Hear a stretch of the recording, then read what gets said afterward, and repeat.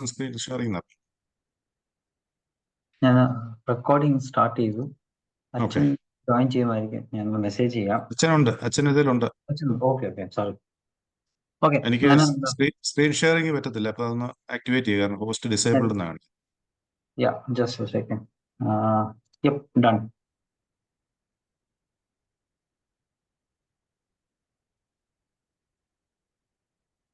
എന്നുവെച്ചാൽ ഇപ്പൊ ട്രൈ ചെയ്യുന്നു.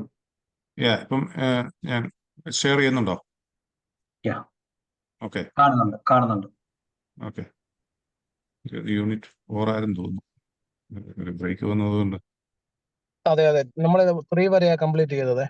ഓക്കെ, 4 മുതൽ. നമുക്കൊന്ന് പ്രാർത്ഥിച്ച് ആരംഭിക്കാം. ജോബി അച്ഛനാണ്. സ്വർഗസ്ഥനായ ഞങ്ങളുടെ പിതാവേ, നിന്റെ തിരുനാമം പരിശുദ്ധമാക്കപ്പെടണമേ, നിന്റെ രാജ്യം വരണമേ, നിന്റെ തിരുവിഷ്ടം സ്വർഗത്തിലെ പോലെ ഭൂമിയിലുമാകണമേ. ഞങ്ങൾക്ക് ആവശ്യമുള്ള അപ്പം ഇന്ന് ഞങ്ങൾക്ക് തരണമേ. ഞങ്ങളുടെ കടക്കാരോട് ഞങ്ങൾ ക്ഷമിച്ചതുപോലെ ഞങ്ങളുടെ കടങ്ങളും പാപങ്ങളും ഞങ്ങളോടും ക്ഷമിക്കണമേ. പരീക്ഷയിലേക്ക് ഞങ്ങൾ പ്രവേശിപ്പിക്കരുതേ, പിന്നെയോ ദുഷ്ടനിൽ നിന്ന് ഞങ്ങളെ രക്ഷിച്ചുകൊള്ളണമേ. എന്തുകൊണ്ടെന്നാൽ രാജ്യവും ശക്തിയും മഹത്വവും എന്നേക്കും നിനക്കുള്ളതാവുന്നു. ആമേൻ. കൃപ നിറഞ്ഞ മറിയമേ, നിനക്ക് സമാധാനം. കർത്താവ് നിന്നോടുകൂടെ സ്ത്രീകളിൽ നീ വാഴ്ത്തപ്പെട്ടവളാവുന്നു. നിന്റെ ഉദരഫലമായ കർത്താവ് യേശു മിശിഹാ വാഴ്ത്തപ്പെട്ടവനാവുന്നു. ശുദ്ധമുള്ള നിവർത്ത മറിയമേ, തമ്പുരാന്റെ അമ്മേ, പാപികളായ ഞങ്ങൾക്ക് വേണ്ടി ഇപ്പോഴും എപ്പോഴും ഞങ്ങളുടെ മരണസമയത്തും ദൈവം തമ്പുരാനോട് അപേക്ഷിച്ചു കൊള്ളണമേ. നമുക്ക് ഇന്നത്തെ ക്ലാസ്സിലേക്ക് കടക്കാമെന്ന് വിചാരിക്കുന്നു. ഇതുവരെ നമ്മൾ പഴയ നിയമം പഠിക്കുന്നതിന്റെ ഇമ്പോർട്ടൻസിനെ കുറിച്ചൊക്കെയാണ് പറഞ്ഞുകൊണ്ടിരുന്നത്. ഇന്ന് നമ്മൾ 3 ചാപ്റ്റർ, ഒന്നാമത്തെ യൂണിറ്റിലെ 3 ചാപ്റ്റർ ഇന്ന് കംപ്ലീറ്റ് ചെയ്യുകയാണ്. അതിനകത്തിൽ ഏറ്റവും പ്രധാനപ്പെട്ടതും എന്നാൽ അത്ര പ്രയാസമില്ലാത്തതുമായിട്ടുള്ള ചാപ്റ്ററാണ് അത്. ഭൂമിശാസ്ത്രവുമായി ബന്ധപ്പെട്ട കാര്യം, ജോഗ്രഫിക്കലായിട്ടുള്ള പഴയ നിയമ നാടിന്റെ പ്രത്യേകതകൾ, അതുപോലെ തന്നെ ആർക്കിയോളജിക്കൽ എക്സ്കവേഷൻസ്, പുരാവസ്തു പരിവേഷണം, ദെൻ പഞ്ചഗ്രന്ഥത്തെ കുറിച്ചുള്ള ഒരു ചെറിയ പഠനം, അതുപോലെ തന്നെ അവസാന പഞ്ചഗ്രന്ഥത്തിന്റെ രൂപീകരണം. അങ്ങനെ 3 അധ്യായങ്ങൾ ഇന്ന് നമ്മൾ ചെയ്യാൻ ആഗ്രഹിക്കുകയാണ്. ഒന്നാമത്തേത് വേദനാടിന്റെ ഭൂമിശാസ്ത്രത്തെ കുറിച്ചാണ്. ഭൂമിശാസ്ത്രം എന്ന് പറഞ്ഞാൽ വലിയ വാക്കൊക്കെയാണെന്ന് പറഞ്ഞാലും നമ്മളുടെ വേദപുസ്തകം ഉപയോഗിക്കുമ്പോൾ അതിന്റെ മുമ്പിലും പുറകിലും ഒക്കെ ചില മാപ്പുകൾ കൊടുത്തിട്ടുള്ളത് നിങ്ങൾ കണ്ടിട്ടുണ്ടായിരിക്കും. അപ്പൊ ആ മാപ്പിന്റെ ഇമ്പോർട്ടൻസിനെ കുറിച്ചാണ് ഇന്ന് നമ്മൾ പഠിക്കുന്നത്. അത് ആരെങ്കിലും അങ്ങനെ നമ്മളാരും നോക്കാറില്ല. ആരെങ്കിലും പലപ്പോഴെങ്കിലും നോക്കിയിട്ടുണ്ടെങ്കിൽ നല്ലതായിരിക്കും.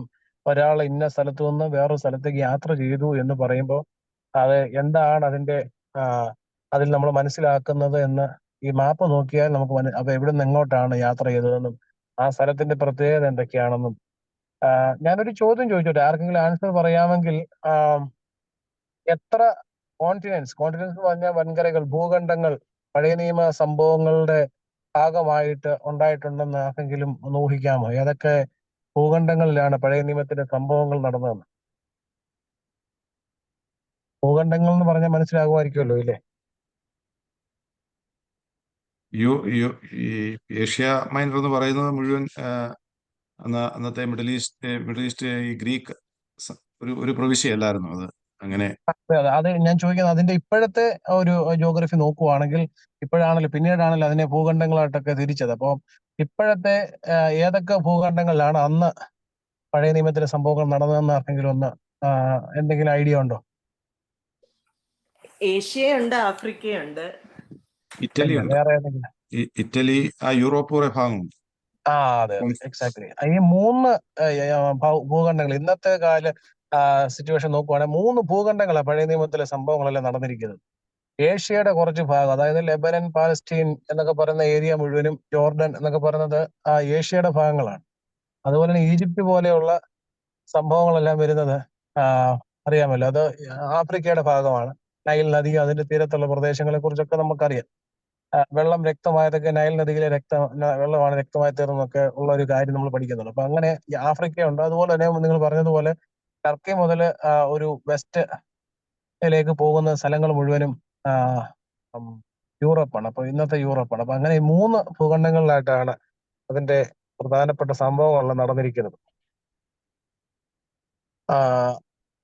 അത് ഏതൊക്കെ ഏരിയയിലാണെന്നുള്ളതൊക്കെ അവിടെ പ്രത്യേകമായിട്ട് കൊടുത്തിട്ടുണ്ട്. അത് നിങ്ങൾ വായിച്ച് മനസ്സിലാക്കാവുന്നതേ ഉള്ളൂ. ഞാനൊരു ഓൾമോസ്റ്റ് ഒരു ഐഡിയ ആദ്യം പറഞ്ഞു തന്നേ ഉള്ളൂ, ഏതൊക്കെ ഏരിയ മുതൽ ഏതൊക്കെ ഏരിയ വരെയാണ് എന്നുള്ളത്. ഈ ശലോമോന്റെ കാലഘട്ടത്തിൽ എന്താ പറഞ്ഞേ, സുഗന്ധ വ്യഞ്ജനങ്ങളും അതുപോലെ ചില മൃഗങ്ങളെയും പക്ഷികളെയും ഒക്കെ നമ്മുടെ ഇന്ത്യയിൽ നിന്ന് പോലും കൊണ്ടുപോയതായിട്ട് പറയുന്നുണ്ട്. അപ്പം നമ്മുടെ ഭാരതവും അതിന്റെ ഒരു ഭാഗമാണ്. പഴയ നിയമത്തിൽ എവിടെയെങ്കിലും നമ്മുടെ നാടിനെ കുറിച്ച് പറയുന്നതായിട്ട് ആർക്കെങ്കിലും അറിയാമോ? ആനയുടെ കൊമ്പ് കൊണ്ടുപോയിട്ടുണ്ടെന്ന് പറഞ്ഞു. അത് എസ്തേറിന്റെ പുസ്തകത്തിൽ എസ്തേർ ഇന്ത്യ എന്നുള്ള ഭാഗം എവിടാന്നുള്ള എസ്തറിന്റെ പുസ്തകത്തിലുണ്ട്. അതായത് എസ്തറിന്റെ പുസ്തകത്തില് ഒന്നാം അധ്യായത്തിന് 1-ാം വാക്യത്തിൽ അഹശ്വേരോശ് രാജാവിന്റെ ടോട്ടൽ എംപയർ എവിടം മുതൽ എവിടം വരെ ആയിരുന്നു എന്ന് പറയുന്ന സ്ഥലത്ത് അവിടെ ഹിന്ദു ദേശം എന്ന് മലയാളത്തിൽ പറയുന്നുണ്ട്. അതിന്റെ ഇംഗ്ലീഷിൽ അത് ഇന്ത്യ തന്നെയാണ് അവതരിപ്പിച്ചിരിക്കുന്നത്. അപ്പൊ അങ്ങനെ ഹിന്ദു ദേശം എന്നൊരു ഭാഗം പറയുന്നുണ്ട്. ശലോമോന്റെ കാര്യങ്ങൾ അവതരിപ്പിക്കുമ്പോൾ അത് ഇന്ത്യ എന്ന് പറയുന്നില്ല, കിഴക്കൻ പ്രവിശ്യ എന്ന് മാത്രമേ പറയുന്നുള്ളൂ. ഇന്ത്യ എന്നുള്ള പേര് പറയുന്നത് എസ്തറിന്റെ പുസ്തകത്തിന്. അപ്പൊ അങ്ങനെ ഇന്ത്യയും അതിന്റെ ഒരു ഭാഗമാണ്. ഒരു കുറച്ച് സമയത്തേക്കെങ്കിലും ഇന്ത്യയും അതിന്റെ ഒരു ഭാഗമാണ്. അപ്പോ അങ്ങനെ 3 ഭൂഖണ്ഡങ്ങളിലായിട്ട് നീണ്ടു കിടക്കുകയാണ്. അതിനകത്തുള്ള ചില ഉദാഹരണങ്ങളാണ് താഴേക്ക് ഭൂമിശാസ്ത്രം എന്നുള്ള ഭാഗത്ത് പറയുന്നത്. അബ്രഹാമിന്റെ സ്ഥലമായി അറിയപ്പെടുന്ന കൽദയരുടെ ഊർ, അത് പേർഷ്യൻ ഉൾക്കടലിന് വടക്ക് പടിഞ്ഞാറായിട്ടാണ് സ്ഥിതി ചെയ്യുന്നത്. ഉൾക്കടൽ എന്ന് പറഞ്ഞു കഴിഞ്ഞാൽ ഈ ബേ ആയിട്ടുള്ള സ്ഥലം, അതായത് 3 വശങ്ങളും ലാൻഡും അതിന്റെ ഇടയ്ക്ക് വരുന്ന സീ ഏരിയയ്ക്കാണ് ഉൾക്കടൽ എന്ന് പറയുന്നത്. അപ്പൊ അതാണ് ഈ പേർഷ്യ എന്ന് പറയുന്ന സ്ഥലത്തെ ഗൾഫ്. നമുക്ക് ഗൾഫ് എന്ന് പറയാറുണ്ടല്ലോ, ഈ 2 കരയുടെ ഇടയ്ക്ക് കിടക്കുന്ന വെള്ളത്തിനാണ് ഗൾഫ് എന്ന് പറയുന്നത്. അപ്പൊ അങ്ങനെ ഉള്ള ഏരിയയ്ക്ക് സൈഡിലായിട്ടാണ് കൽദയരുടെ ഊർ എന്ന് പറയുന്നത്. അബ്രഹാമിന്റെ കാലഘട്ടത്തെ കുറിച്ചൊക്കെ പറയുന്ന ആദ്യമായിട്ട് അവതരിപ്പിക്കുന്ന സ്ഥലമാണ് കൽദയരുടെ ഊർ എന്ന് പറയുന്നത്. അതുപോലെ തന്നെ ഫിലിസ്തീയ, ഫോനീഷ്യ തുടങ്ങിയ പുറജാതി സ്ഥലങ്ങളെ കുറിച്ച് പറയുന്നുണ്ട്. മെഡിറ്ററേനിയൻ കടലിനെ കുറിച്ച് നമുക്കറിയാം. അതിന്റെ 2 ഭാഗത്തായിട്ടാണ് ഇതൊക്കെ ഉള്ള പട്ടണങ്ങൾ അവതരിപ്പിച്ചിരിക്കുന്നത്. ഗലീല, യഹൂദ്യ, ശമരിയ. പ്രധാനപ്പെട്ട അന്നത്തെ 3 പട്ടണങ്ങളായിരുന്നു ഗലീല, ശമരിയ, യഹൂദ്യ. അതിന്റെ ഈ നിങ്ങൾ ഒരു 3-ാമത്തെ പാരഗ്രാഫിൽ മധ്യധരണി ആഴി എന്നൊക്കെ പറഞ്ഞൊരു വലിയ വാക്ക് കിടക്കുന്നുണ്ട്. അത് എവിടെയാണെന്ന് അറിയാമോ? മധ്യധരണി ആഴി എന്ന് പറയുന്നത് മെഡിറ്ററേനിയൻ ആണോ? അതെ, മെഡിറ്ററേനിയൻ സീക്കാണ് ഈ മധ്യധരണി ആഴി എന്നൊക്കെ പറയുന്നത്. അപ്പൊ അതുകൊണ്ട് പെട്ടെന്ന് ഈ മലയാളം വാക്ക് കേൾക്കുമ്പോൾ തെറ്റിദ്ധരിക്കരുത്. മെഡിറ്ററേനിയൻ സീ ആണ് മധ്യധരണി ആഴി. അതുപോലെ തന്നെ മിസ്രൈം എന്ന് പറഞ്ഞ വാക്കിന്റെ ഇംഗ്ലീഷ് അറിയാമോ? ഈജിപ്റ്റ് അല്ലേ? അതെ. മിസ്രൈം എന്ന് പറഞ്ഞത് സൊറിയാനി അല്ലെങ്കിൽ അരാമ്യ ഭാഷയാണ്, അല്ലെങ്കിൽ ഹീബ്രു ഭാഷയാണ്. അതിന്റെ നമ്മൾ ഉപയോഗിക്കുന്നത് ഈജിപ്റ്റ് ആണ്. അപ്പൊ അതുകൊണ്ട് മിസ്രൈം എപ്പോ കണ്ടാലും അത് ഈജിപ്റ്റ് ആണെന്ന് വിചാരിച്ചോണം. അപ്പൊ അങ്ങനെ ജോസഫിന്റെ സമയം മുതൽ അറിയാമല്ലോ ഈജിപ്തുമായിട്ടുണ്ടായ ബന്ധം. ജോസഫിനെ വിറ്റ് കളഞ്ഞതും പിന്നീട് ജോസഫ് എത്തിച്ചേർന്നതൊക്കെ ഈജിപ്തിലാണെന്നും പിന്നീട് അവിടുത്തെ പ്രധാനമന്ത്രി ആയതും ഒക്കെ കഥകൾ നമുക്കറിയാം. പിന്നീട് ഇസ്രായേൽ ജനങ്ങൾ അവിടെ പോയി അടിമത്തം അനുഭവിച്ചതും അവിടെ നിന്ന് ഫറവോമാരുടെ കാലഘട്ടത്തിൽ തിരിച്ചു പോയ കഥകളൊക്കെ നമുക്കറിയാം. അപ്പൊ അങ്ങനെ ഈജിപ്തിന് ഒരു വലിയ സ്ഥാനമുണ്ട് പഴയ നിയമത്തിന്റെ കാലഘട്ടത്തിൽ.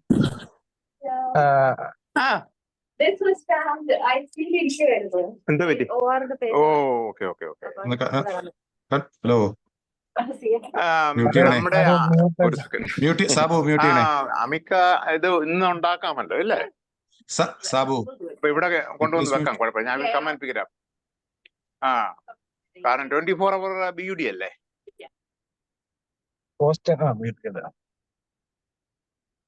നമ്മൾ അവരുടെ സിറ്റുവേഷൻ കൂടെ മനസ്സിലാക്കണം. അവരും എന്തോ സീരിയസ് ആയിട്ടുള്ള ചർച്ചയിലാണ്. സീനായ് മല എന്ന് പറയുന്നത് അറബിയല്ല അല്ലേ? സൗദി അറേബ്യ, സീനായ് അറേബ്യൻ നാടുകളിലാണ്. മിക്കവാറും ഉള്ള സ്ഥലങ്ങളുടെ പ്രധാനപ്പെട്ട ഏരിയ മുഴുവനും സൗദി അറേബ്യ ഏഷ്യയുടെ ഭാഗമാണെന്ന് അറിയാമല്ലോ. ഈ അന്ന് എനിക്കൊന്ന് വേദപുസ്തകത്തിൽ ഏതോ ഒരു പുസ്തകത്തിൽ ഞാൻ കൃത്യമായിട്ട് ഓർക്കുന്നില്ല, സിദ്ദീം താഴ്വര എന്ന് പറഞ്ഞൊരു ഭാഗം തന്നെ പറയുന്നുണ്ട്. എനിക്കൊന്ന് ഈ സിദ്ദീം താഴ്വരയാണ് ഇന്നത്തെ ശരിക്കുമുള്ള സൗദി അറേബ്യ എന്ന് പറയപ്പെടുന്നത്. സിദ്ദീം താഴ്വരയിൽ എന്താ പറയുന്നത്, മണ്ണിനടിയിൽ ഫലഭൂയിഷ്ഠമായിട്ടുള്ള ധനം ഉണ്ടാകുന്ന രീതിയിലുള്ള നിധി കുംഭങ്ങളൊക്കെ ഉണ്ടെന്നൊക്കെ പറഞ്ഞുകൊണ്ടുള്ള ഒരു ഭാഗം എവിടെയോ ഞാൻ വായിച്ചായിട്ട് ഓർക്കുന്നു. ഞാനതൊന്ന് റെഫർ ചെയ്തിട്ട് പറയാം. അത് സൗദി അറേബ്യ ആണെന്നും ഇന്ന് മണ്ണ് കുഴിച്ച് എണ്ണ എടുക്കുന്നത് അന്നത്തെ ഒരു പ്രവചനത്തിന്റെ ഭാഗമാണെന്നൊക്കെ ആരോ പറഞ്ഞു കേട്ടിട്ടുണ്ട്. അതെനിക്ക് ഉറപ്പില്ല, ഞാൻ ഒന്ന് നോക്കിയിട്ട് പറയാം. സ്വർണ്ണമൊക്കെ കിട്ടുന്നുണ്ട്. അതെ, സ്വർണ്ണമുണ്ട്, എണ്ണയുണ്ട് അവിടെ. അപ്പൊ അങ്ങനെ പിന്നീട് വരുന്ന ചില സ്ഥലങ്ങളെ കുറിച്ച് പറയുന്നത് യോർദാൻ നദി, ചെങ്കടൽ, ഉപ്പ് കടൽ ആർക്കെങ്കിലും ബൈബിൾ എടുക്കാവുന്നുണ്ടെങ്കിൽ അതിനകത്തിൽ നോക്കിയാൽ ഇത് കുറച്ചും കൂടി നമുക്ക് ലൊക്കേറ്റ് ചെയ്യാൻ പറ്റും. ചെങ്കടലിന്റെ സ്ഥാനത്തെക്കുറിച്ചും യോർദാൻ നദിയെ ഗലീല തടാകം എന്ന് പറയുന്നത് ഗലീല കടൽ എന്ന പേരിലും അറിയപ്പെടാറുണ്ട്. നമ്മളിപ്പോ മിഡ് വെസ്റ്റ് ഏരിയയിൽ താമസിക്കുന്ന ആൾക്കാർക്ക് കുറച്ചും കൂടെ അതിൽ റിലേറ്റ് ചെയ്യാൻ പറ്റും. മിഷിഗൻ ലേക്ക് എന്ന് പറയുമെങ്കിൽ പോലും അവിടെ ചുറ്റുപാടും എല്ലാം നല്ല കടൽ പോലെ തന്നെ വേവ്സ് ഒക്കെ ഉള്ള ഏരിയയാണ് കൂടുതലും. നിങ്ങൾക്ക് ഏരിയയിലുള്ളവർക്ക് അറിയാം. എന്ന് പറയുന്ന പോലെ തിബേരിയാസ് തടാകം ഒരു വലിയ തടാകമാണ്. അതിന് ഗലീല തടാകം എന്ന് വേറൊരു പേരുണ്ട്. അതുപോലെ തന്നെ അവിടെ ഒരുപാട് ഏരിയ കൂടുതലായതുകൊണ്ട് അവിടെ വേവ്സ് ഒക്കെ ഉള്ളതുകൊണ്ടാണ് അതിനെ ഗലീല കടൽ എന്ന് വിളിക്കുന്നത്. അപ്പൊ അങ്ങനെയുള്ള കാര്യങ്ങളൊക്കെ നിങ്ങൾക്ക് അറിയാമെന്ന് വിചാരിക്കുന്നു. അത് നമ്മുടെ ജോഗ്രഫിയുടെ ഭാഗമാണ് എന്ന് പറയാൻ മാത്രം അവതരിപ്പിക്കുന്നു എന്ന് മാത്രമേ ഉള്ളൂ. അതുപോലെ തന്നെ 3 പ്രധാനപ്പെട്ട സ്ഥലങ്ങളായിരുന്നു പഴയ നിയമകാലത്ത് ഉണ്ടായിരുന്നത് എന്ന് ഞാൻ പറഞ്ഞു. യഹൂദ്യ, ശമരിയ, ഗലീല. ഈ 3 സ്ഥലങ്ങൾ പറയുന്ന പ്രധാനപ്പെട്ട സ്ഥലങ്ങൾ ഒന്ന് നോട്ട് ചെയ്ത് വെച്ചാൽ മതി. ഓർത്തിരിക്കാൻ പറ്റുന്നവർ ഓർത്തിരിക്കുക. ചില സ്ഥലങ്ങളെങ്കിലും ഓർമ്മയുണ്ടായിരിക്കും. ഹെബ്രോൻ, മക്പേല ഗുഹ, അത് വളരെ ഇമ്പോർട്ടന്റ് ആയിട്ടൊരു സ്ഥലമാണ്.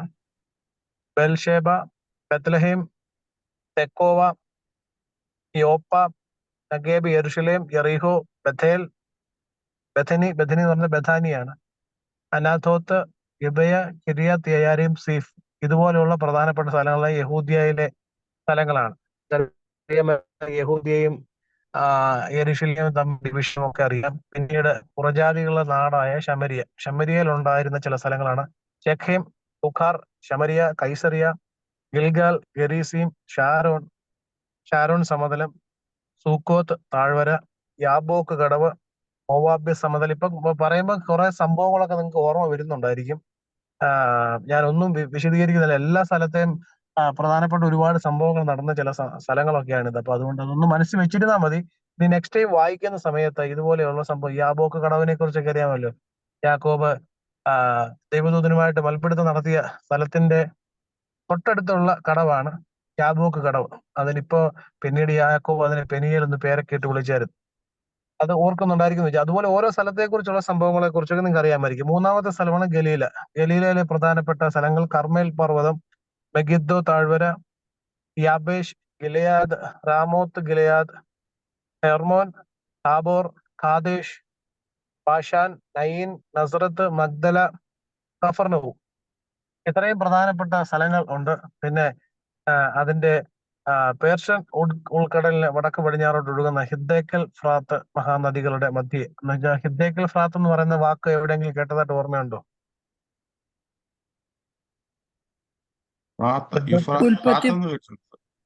ഉൽപ്പത്തി പുസ്തകത്തില് 3 നദികൾ, ഏദൻ തോട്ടം. 3 അല്ല 4 നദികളാണ്. ഗീഹോൻ, പീശോൻ, പിന്നെ അവസാനം വരുന്ന 2 നദികളാണ് ഹിദ്ദേക്കൽ എന്നും ഫ്രാത്ത് എന്നും പറഞ്ഞു. ഈ മഹാനദികളുടെ ആധുനിക പേരാണ് യൂഫ്രട്ടീസും ടൈഗ്രീസും. യൂഫ്രട്ടീസ് ടൈഗ്രീസ് എന്ന് പറഞ്ഞാൽ അതിന് ചരിത്രത്തിലുള്ള ഇമ്പോർട്ടൻസ് അറിയാമോ? ജിയോളജി പഠിക്കുന്നവർക്കോ അല്ലെങ്കിൽ ഹിസ്റ്ററി പഠിക്കുന്നവർക്കൊക്കെ അറിയാം. അതെ, ഏദൻ തോട്ടമാണ് ബിബ്ലിക്കലായിട്ട്. അത് നമ്മളുടെ ഈ സെക്യുലർ വേൾഡിൽ അതിനൊരു ഇമ്പോർട്ടൻസ് ഉണ്ട്. ലോകത്തിലെ ആദ്യത്തെ സിവിലൈസേഷൻ ആണ് മെസപ്പൊട്ടോമിയൻ സിവിലൈസേഷൻ. ഈ മെസപ്പൊട്ടോമിയൻ സിവിലൈസേഷൻ ഉടലെടുത്തത് യൂഫ്രട്ടീസ് ടൈഗ്രീസ് നദികളുടെ ഇടയിലാണ് എന്ന് പറയുന്നുണ്ട്. ഈ മെസപ്പൊട്ടോമിയ എന്ന വാക്കിന്റെ അർത്ഥം തന്നെ അവിടെ കൊടുത്തിട്ടുണ്ട്. അത് 2 നദികളുടെ ഇടയിൽ എന്നാണ് അതിന്റെ അർത്ഥം.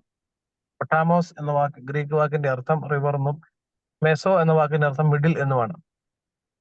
അപ്പൊ അത് നമുക്ക് കാണാം. അത് അങ്ങനെയുള്ള നിങ്ങൾക്ക് ലൊക്കേറ്റ് ചെയ്യാൻ വേണ്ടി പറയുന്നു മാത്രമേ ഉള്ളൂ. പിന്നീട് താഴേക്ക് വരുന്ന സമയത്ത് ഓരോ സ്ഥലങ്ങളെ കുറിച്ച് നല്ല ഉദാഹരണങ്ങൾ അവതരിപ്പിക്കുന്നു എന്ന് മാത്രമേ ഉള്ളൂ. ഓരോ സ്ഥലത്തെ ഓരോ പ്രധാനപ്പെട്ട സിറ്റിയോട് ചേർന്ന് കിടക്കുന്ന യഹൂദ്യ, ശമരിയ, ഗലീല, ഈ 3 സിറ്റിയോട് ചേർന്ന് കിടക്കുന്ന പ്രധാനപ്പെട്ട സ്ഥലങ്ങൾ, നദികൾ, അതൊക്കെയാണ് പിന്നീട് അവതരിപ്പിക്കുന്നത്. നമ്മളതിന്റെ 2ാമത്തെ ഭാഗത്തേക്ക് പെട്ടെന്ന് തന്നെ കിടക്കുകയാണ്. പുരാവസ്തു പരിവേഷണം എന്ന് പറഞ്ഞാൽ ആർക്കിയോളജിക്കൽ എക്സ്കവേഷന്റെ ഇമ്പോർട്ടൻസ് എന്താണെന്ന് ചോദിച്ചു കഴിഞ്ഞാൽ നമുക്കറിയാം. ഈ കാർബൺ ഡേറ്റിംഗ് പോലുള്ള കാര്യങ്ങൾ അവതരിപ്പിച്ചുകൊണ്ട് ഓരോ സാധനങ്ങൾ കണ്ടെത്തുമ്പോൾ അതിന് എത്രമാത്രം പഴക്കമുണ്ടെന്നും ആ പഴക്കം അനുസരിച്ച് ഓരോ കാലഘട്ടത്തിൽ എന്തൊക്കെ ഓരോ നാട്ടിൽ നടന്നുവെന്നും അതിന് ഈ പറയുന്ന ബൈബിളിൽ എഴുതിയിരിക്കുന്ന സംഭവങ്ങളുമായിട്ട് എന്തെങ്കിലും ബന്ധമുണ്ടോ എന്നൊക്കെയാണ് നമ്മൾ ഈ സർവേയിലൂടെ നോക്കുന്നത്. അതിനകത്തിൽ പ്രധാനമായിട്ട് ഉപയോഗിക്കുന്ന വസ്തുക്കൾ പുരാതന രേഖകൾ, ശിലാഫലകങ്ങൾ, നാണയങ്ങൾ, മൺപാത്രങ്ങൾ, പേടകങ്ങൾ, ആയുധങ്ങൾ, പണി ഉപകരണങ്ങൾ എന്നിവ ആണ് പ്രധാനമായിട്ടും ഈ എക്സ്കവേഷൻ നടത്തുമ്പോൾ നമുക്ക് കിട്ടുന്നതും അതിന്റെ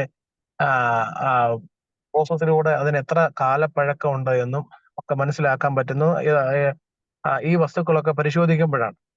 അതുപോലെ തന്നെ നമുക്കറിയാം ചില വസ്തുക്കളൊക്കെ ഓരോ കാലഘട്ടത്തിൽ നമ്മള് എന്താ പറയുന്നത്, ഈ പാലിയോലിത്തിക് ഏജ്, ചാൽക്കോലിത്തിക് ഏജ് എന്നൊക്കെ പറഞ്ഞുകൊണ്ടൊരു ഭാഗം നിങ്ങൾ പഠിച്ചിട്ടുണ്ടാക്കി. ചരിത്രം പഠിക്കുന്നവർക്കറിയാം, ഹിസ്റ്ററി പഠിച്ചിട്ടുള്ളവർക്കറിയാം. അങ്ങനെ പഴയ ശിലായുഗങ്ങൾ എന്നൊക്കെ പറഞ്ഞൊരു സംഭവങ്ങളുണ്ട് നമ്മുടെ. അതുപോലെ തന്നെ പഴയ നിയമം വായിക്കുന്ന സമയത്തും പണ്ടത്തെ ആളുകൾ കല്ല് ചെത്തിമിനുക്കി ഉണ്ടാക്കിയ ആയുധങ്ങളെ കുറിച്ചും അതുപോലെ പിന്നീട് മെറ്റൽ ഉപയോഗിച്ചുള്ള ആയുധങ്ങളെ കുറിച്ചും ഒക്കെ ഉള്ള പരാമർശങ്ങൾ പിന്നീട് വരുമ്പോൾ ഓരോ സമയത്തും ആരൊക്കെയാണ് ജീവിച്ചിരുന്നതെന്നൊക്കെ മനസ്സിലാക്കാൻ ഈ പുരാവസ്തു പരിവേഷണം സഹായിക്കുന്നുണ്ട്.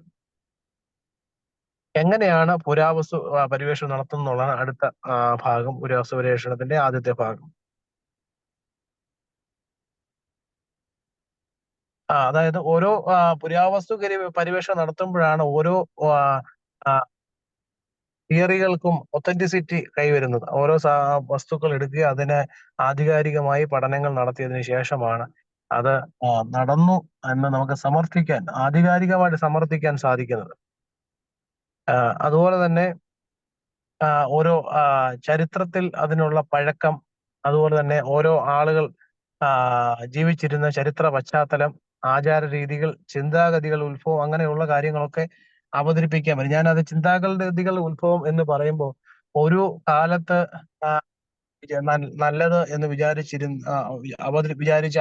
അവതരിപ്പിച്ചിരുന്ന പല കാര്യങ്ങളും പിന്നീട് അത് കാലപ്പഴക്കം വരുന്ന സമയത്ത് അത് ഔട്ട്ഡേറ്റഡ് ആയിട്ട് മാറാറുണ്ട്. ഇപ്പൊ നമ്മൾ ഒരു ഉദാഹരണം പറയുവാണെങ്കിൽ കുമ്രാൻ കമ്മ്യൂണിറ്റി എന്ന് പറഞ്ഞൊരു സന്യാസ സമൂഹം ഒരു കാലത്ത് വളരെയധികം പ്രിവെയർ ചെയ്തിരുന്ന ഒരു സമയം ഉണ്ടായിരുന്നു. യേശുക്രിസ്തുവിന്റെ വരവിന് ശേഷം ഈ കുമ്രാൻ കമ്മ്യൂണിറ്റി അവരുടെ ഇമ്പോർട്ടൻസ് നഷ്ടപ്പെട്ടതായിട്ട് നമുക്ക് കാണാം. എനിക്ക് തോന്നുന്നു യോഹന്നാൻ സ്നാപകൻ ഉൾപ്പെടെയുള്ള ആളുകൾ ഈ കുമ്രാൻ കമ്മ്യൂണിറ്റിയുടെ ഭാഗമായിരുന്നു എന്നും അത് ഒരുപാട് നല്ല പ്രവൃത്തികൾ അന്നത്തെ ആളുകൾക്ക്, അതായത് അവര് നല്ല സന്യാസിമാരായിരുന്നു, നല്ല ഉപദേശങ്ങൾ ആൾക്കാർക്ക് കൊടുത്തതായിട്ടും ഒക്കെയുള്ള ഒരു ചരിത്രങ്ങളൊക്കെ ഉണ്ട്. പക്ഷെ അത് യേശുക്രിസ്തുവിന്റെ കാലഘട്ടം വന്നപ്പോഴത്തേക്കിനും അതിന്റെ പ്രാധാന്യം നഷ്ടപ്പെടുകയും പിന്നീട് അപ്പോസ്തലന്മാർ അല്ലെങ്കിൽ അപ്പോസ്തലിക പിതാക്കന്മാർ എന്നിങ്ങനെയുള്ള രീതിയിലേക്ക് പ്രധാനപ്പെട്ട ഉപദേശകരുടെ അല്ലെങ്കിൽ പ്രസംഗകരുടെ ഒരു നിര നീണ്ടുപോകുന്നിടത്ത് നമുക്ക് കാണാം. എന്ന് പറഞ്ഞാൽ ചില ആചാര രീതികൾ, ആശയ സംഹിതകളൊക്കെ ഒരു കാലഘട്ടത്തിൽ നിലനിന്നിരുന്നു എങ്കിലും അത് ഏത് കാലഘട്ടത്തിൽ നിലനിന്നിരുന്നു എന്ന് മനസ്സിലാക്കണമെങ്കിൽ ഇതുപോലെയുള്ള പരിവേഷണങ്ങൾ നടത്തുമ്പോഴാണ് സാധിക്കുന്നത്. അതുപോലെ തന്നെ പഴയ നിയമവും പുരാവസ്തു പരിവേഷണവുമായി ബന്ധപ്പെട്ട കാര്യങ്ങളെ കുറിച്ച് പറയുമ്പോൾ ഈജിപ്തിൽ നിന്നും കണ്ടെടുത്ത പുരാതന രേഖയായ ടെൽ എൽ അമർനയിൽ അഫീരു എന്നൊരു സമൂഹത്തെ കുറിച്ച് സൂചനയുണ്ട്. ആ സമൂഹത്തെ കുറിച്ച് പറയുന്നത് അത് നമ്മളുടെ പഴയ നിയമത്തിൽ ദൈവജനം എന്നറിയപ്പെടുന്ന എബ്രായരായിരുന്നു എന്ന ഒരു അഭിപ്രായം പണ്ഡിതന്മാരൊക്കെ അവതരിപ്പിക്കുന്നതായിട്ടാണ് കാണുന്നത്. അതുപോലെ തന്നെ കൽദയരുടെ ഊർ എന്ന് പറഞ്ഞാൽ നമ്മളുടെ അബ്രഹാം താമസിച്ച സ്ഥലത്തെ കുറിച്ചാണ് പിന്നീട് പറയുന്നത്. അവിടെ നിന്ന് കണ്ടെടുത്ത ചില പേടകങ്ങളുടെ പേരാണ് മാരി, നുസി എന്നീ പേടകങ്ങൾ. അതുപോലെ ആ പേടകങ്ങളിൽ നിന്ന് ലഭിച്ച ചില തെളിവുകൾ മനസ്സിലാക്കുമ്പോൾ അവിടെ നിലനിന്നിരുന്ന ചില ആചാര അനുഷ്ഠാനങ്ങളും അതുപോലെ ദായക്രമങ്ങൾ എന്ന് പറഞ്ഞാൽ ഈ കൊടുക്കൽ വാങ്ങലുകളെ കുറിച്ചൊക്കെയാണ് അവതരിപ്പിക്കുന്നത്. അതുപോലെ അന്നുണ്ടായിരുന്ന ദത്തെടുക്കൽ, അടിമയുടെ അവകാശങ്ങൾ സംസ്കരിക്കൽ എന്നിവയോട് ബന്ധപ്പെട്ട രേഖകളും അതിൽ നിന്നും നമുക്ക് മനസ്സിലാക്കാൻ സാധിക്കുന്നുണ്ട്. ഒരു കാലത്ത് ഈ അടിമ കച്ചവടം വളരെ അധികം വൈഡായിട്ട് പ്രിവെയിൽ ചെയ്തിരുന്ന ഒരു കാലഘട്ടത്തിലാണ് ജോസഫിന്റെയൊക്കെ സംഭവം നടക്കുന്നത് നമുക്കറിയാം. അതുപോലെ തന്നെ BC 1200 കാലഘട്ടത്തിലെ ഈജിപ്തിൽ നിന്ന് ലഭിച്ച ഫറവോ മെർനെഫ്തയുടെ ഫലകം, അതിനകത്തില് പഴയ ഈജിപ്തിൽ ഭരിച്ചിരുന്ന ഫറവോമാരെ കുറിച്ചൊക്കെയുള്ള ഫറവോമാര് ഈജിപ്ത് ഭരിച്ചിരുന്നു എന്നുള്ളത് വളരെയധികമായിട്ട് ഈ ചരിത്രം പോലും സെക്യുലർ ഹിസ്റ്ററി പോലും അംഗീകരിക്കുന്ന ഒരു സംഭവമാണ് ഫറവോമാരുടെ കാലഘട്ടത്തെ കുറിച്ചുള്ള വിശദീകരണങ്ങളൊക്കെ. അതുപോലെ തന്നെ അതിൽ തന്നെ എബ്രായര് ഈ ഫറവോമാരുടെ അടിമകളായിട്ട് ജീവിച്ചിരുന്നതിനെ കുറിച്ചും അവിടെ നിന്ന് രക്ഷപ്പെട്ടതിനെ കുറിച്ചും ഒക്കെയും 1200 ലഭ്യമായിരുന്ന രേഖയിൽ നിന്ന് മനസ്സിലാക്കുന്നുണ്ട്. അതുപോലെ തന്നെ റംസേസ് എന്ന് പറഞ്ഞു കഴിഞ്ഞാൽ നമുക്കറിയാമായിരിക്കും, മോശയുടെ കാലഘട്ടം വെച്ചിരുന്ന രാജാവിന്റെ പേരാണ്, ഫറവോയുടെ പേരാണ് റംസേസ്. കുറച്ചും കൂടി വ്യക്തമായിട്ട് പറയുകയാണെങ്കിൽ റംസേസ് എന്ന് പറയുന്നത് മോശയും റംസേസും ഈജിപ്തിലെ ഒരു ഫറവോയുടെ ഒരാള് ശരിക്കുള്ള ബയോളജിക്കൽ സണ്ണായിട്ടും ഒരാള് ദത്തുപുത്രനായിട്ടും വളർന്നതാണ് എന്നും ഒരു പഠനമുണ്ട്. മോസസും റംസേസും എന്ന് പറയുന്നത് ഒരു രാജാവിന്റെ തന്നെ രണ്ട് മക്കളായിരുന്നു. നിങ്ങൾക്ക് അറിയാമായിരിക്കും, രാജാവിന്റെ മകനായിട്ടാണ് മോശ വളർന്നതെന്നുള്ളൊരു കഥ നമുക്കറിയാമായിരിക്കും. അങ്ങനെ രണ്ടുപേരും ഒരേപോലെ വളർന്നു വന്നു കഴിഞ്ഞപ്പോഴത്തേക്കും പ്രായപൂർത്തിയായപ്പോൾ ശരിക്കും ബയോളജിക്കൽ സണ്ണിന് രാജാവായിട്ടുള്ളൊരു ഒരു ഓപ്പർച്യൂണിറ്റി കിട്ടി. പക്ഷെ അപ്പോഴത്തേക്കിനും മോശയ്ക്ക് ഈ ആൾക്ക് രാജാവായിട്ടുള്ള ഒരു ഓപ്പർച്യൂണിറ്റി കിട്ടിയപ്പോഴത്തേക്കിനും മോശയുടെ കൂടെ ഉണ്ടായിരുന്ന ജനത്തിന്റെയും സിറ്റുവേഷൻ വളരെ മോശമായി മാറിയെന്നും അങ്ങനെയാണ് ഈജിപ്തിൽ നമ്മുടെ ഇസ്രായേൽ ജനം അടിമകളായി പോയതെന്നും ഒരു സംസാരം പണ്ഡിതന്മാരുടെ ഇടയിലുണ്ട്. അങ്ങനെ ഈ റംസേസിന്റെ കാലഘട്ടത്തെ കുറിച്ചും അതിന് ശേഷം വന്ന ഒരു ഫറവോയെ കുറിച്ചും പിന്നീട് ശേഷം വന്ന ഫറവോയുടെ പേരാണ് ഫറവോ ഫെർനഫ്സയെ കുറിച്ച് പറയുന്നുണ്ട്. ഈ രണ്ട് ഫറവോമാരുടെ കാലഘട്ടത്തെ കുറിച്ചും 1200, 1230 BC-യിൽ നടന്ന സംഭവങ്ങളെ കുറിച്ചൊക്കെ മനസ്സിലാക്കാനായിട്ട് സാധിക്കുന്നുണ്ട്. ഇതുപോലെയുള്ള ഈ പര്യവേഷണങ്ങൾ പുരാവസ്തു ശേഖരണത്തിൽ നിന്ന് നമുക്ക് മനസ്സിലാക്കാൻ പറ്റുന്നത്, നമ്മൾ വേദപുസ്തകത്തിൽ എഴുതപ്പെട്ടിരിക്കുന്നത് നമ്മൾ വായിച്ച് മനസ്സിലാക്കുന്ന നമ്മൾ മാത്രമല്ല, ഈ ഹീബ്രു യഹൂദ മത അനുസാരികളായ മനസ്സിലാക്കുന്ന ഈ പഴയ നിയമ ന്യായ പ്രമാണത്തിൽ എഴുതപ്പെട്ടിരിക്കുന്ന പല കാര്യങ്ങളും ഒതന്റിക് ആണ് എന്ന് നമുക്ക് കുറച്ചും കൂടി, ഒതന്റിക് എന്ന് പറഞ്ഞു കഴിഞ്ഞാൽ നമ്മളിപ്പം അറിയാം, നമ്മുടെ ചുറ്റുപാടുള്ള ആളുകൾ തെളിവുണ്ടെങ്കിൽ മാത്രമേ വിശ്വസിക്കത്തുള്ളൂ എന്നുള്ളൊരു ലൈനിൽ നമ്മളോട് പല കാര്യങ്ങളും അവതരിപ്പിക്കാറുണ്ട്. അപ്പൊ അങ്ങനെ പല കാര്യങ്ങളും പ്രോപ്പറായിട്ടുള്ള തെളിവോടുകൂടി തന്നെ നമുക്ക് അവതരിപ്പിക്കാൻ പറ്റുന്ന ചില കാര്യങ്ങളാണ്. എന്നാലും ചില പരിമിതികളെ കുറിച്ച് കൂടി അവതരിപ്പിച്ചുകൊണ്ട് മാത്രമേ നമുക്ക് ഈ അധ്യായം അവസാനിപ്പിക്കാൻ സാധിക്കുകയുള്ളൂ. പുരാവസ്തു പര്യവേഷണത്തിലെ ചില പരിമിതികൾ അവസാന ഭാഗമാണ് ഈ അധ്യായത്തിന്റെ. അതിനകത്തുള്ള പ്രധാനപ്പെട്ട പരിമിതി എന്ന് പറയുന്നത്, നമ്മൾ എഴുതപ്പെട്ടിട്ടുള്ള എല്ലാ സംഭവങ്ങളെയും അതുപോലെ തന്നെ അതിൽ അവതരിപ്പിച്ചിരിക്കുന്ന എല്ലാ കഥാപാത്രങ്ങളെയും പൂർണ്ണമായും ഒതന്റിക്കായി അവതരിപ്പിക്കാൻ ഈ പുരാവസ്തു പരിവേഷണത്തിൽ സാധിച്ചിട്ടില്ല എന്നുള്ളതാണ് വലിയ ഒരു സംഭവം. നമുക്ക് നമ്മളെല്ലാവരും മനസ്സിലാക്കിയിരിക്കുന്നത് പോലെ ഓരോ അധ്യായങ്ങളും പരിശുദ്ധാത്മ പ്രേരിതമായി എഴുതപ്പെട്ടിട്ടുള്ളതാണ്. അല്ലെങ്കിൽ പ്രത്യേകിച്ച് നമ്മൾ ചിന്തിക്കുകയാണെങ്കിൽ പഞ്ചഗ്രന്ഥം, മോശയുടെ പുസ്തകങ്ങൾ പോലും എഴുതപ്പെട്ടിരിക്കുന്ന സംഭവങ്ങൾ പലതും, ഇവ മോശ എഴുതിയിരിക്കുന്നതിൽ, മോശയാണ് ഗ്രന്ഥം, അടുത്ത അധ്യായം അതിനെ കുറിച്ചൊക്കെ നമ്മൾ പറയുന്നുണ്ട്, മോശ എഴുതിയിട്ടുണ്ട് എന്ന് നമ്മൾ വിശ്വസിക്കുമ്പോഴും മോശയുടെ കാലഘട്ടത്തിന് മുമ്പുള്ള സംഭവങ്ങളും മോശ കണ്ടിട്ട് പോലും ഇല്ലാത്ത സംഭവങ്ങളും അതുപോലെ തന്നെ മോശയുടെ മരണത്തിന് ശേഷമുള്ള കാര്യങ്ങൾ പോലും മോശയുടെ പഞ്ചഗ്രന്ഥത്തിൽ അവതരിപ്പിച്ചിട്ടുണ്ടെങ്കിൽ അതിന്റെ അർത്ഥം അത്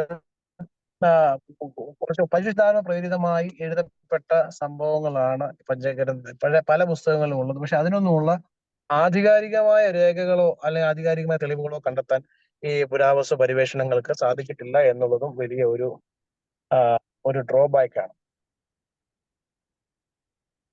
ഇത്രയുമാണ് പുരാവസ്തു പരിവേഷണവുമായി ബന്ധപ്പെട്ടുള്ള നമ്മൾ പ്രത്യേകമായിട്ട് ശ്രദ്ധിക്കേണ്ട ഒരു കാര്യം. നമ്മൾ ഇനി വേദപുസ്തകം എടുക്കുന്ന സമയത്ത് നമ്മൾ അതിന്റെ മുമ്പിലും പുറകിലും കൊടുത്തിട്ടുള്ള മാപ്പ് ഒന്ന് ശ്രദ്ധിക്കുന്നത് നല്ലതായിരിക്കും. അതുപോലെ പഴയ നിയമം വായിക്കുന്ന സമയത്ത് പഴയ നിയമകാലത്തെ പാലസ്തീൻ നാട് എന്ന് പറഞ്ഞ ആ മാപ്പ് കൂടെ നോക്കി പഠിക്കുവാണെങ്കിൽ ഇസ്രായേൽ മക്കൾ എവിടെ നിന്നാണ് എക്സോഡസ് ആരംഭിച്ചതെന്നും ഏതൊക്കെ വഴി കൂടാണ് പോയതെന്നും എവിടെ എത്തിച്ചതെന്നും ഒക്കെ നമുക്ക് കുറച്ചും കൂടി മനസ്സിലാക്കാനായിട്ട് പറ്റും. നേരെ ഞാൻ അടുത്ത അധ്യായത്തിലേക്ക് പോവുകയാണ്, സമയം കുറവുള്ളത് കൊണ്ട് 2 അധ്യായം കൂടെ നമുക്ക് ഫിനിഷ് ചെയ്യണം. എന്തെങ്കിലും ഡൗട്ട് ഉണ്ടോ ഈ അധ്യായമായിട്ട് ബന്ധപ്പെട്ട്?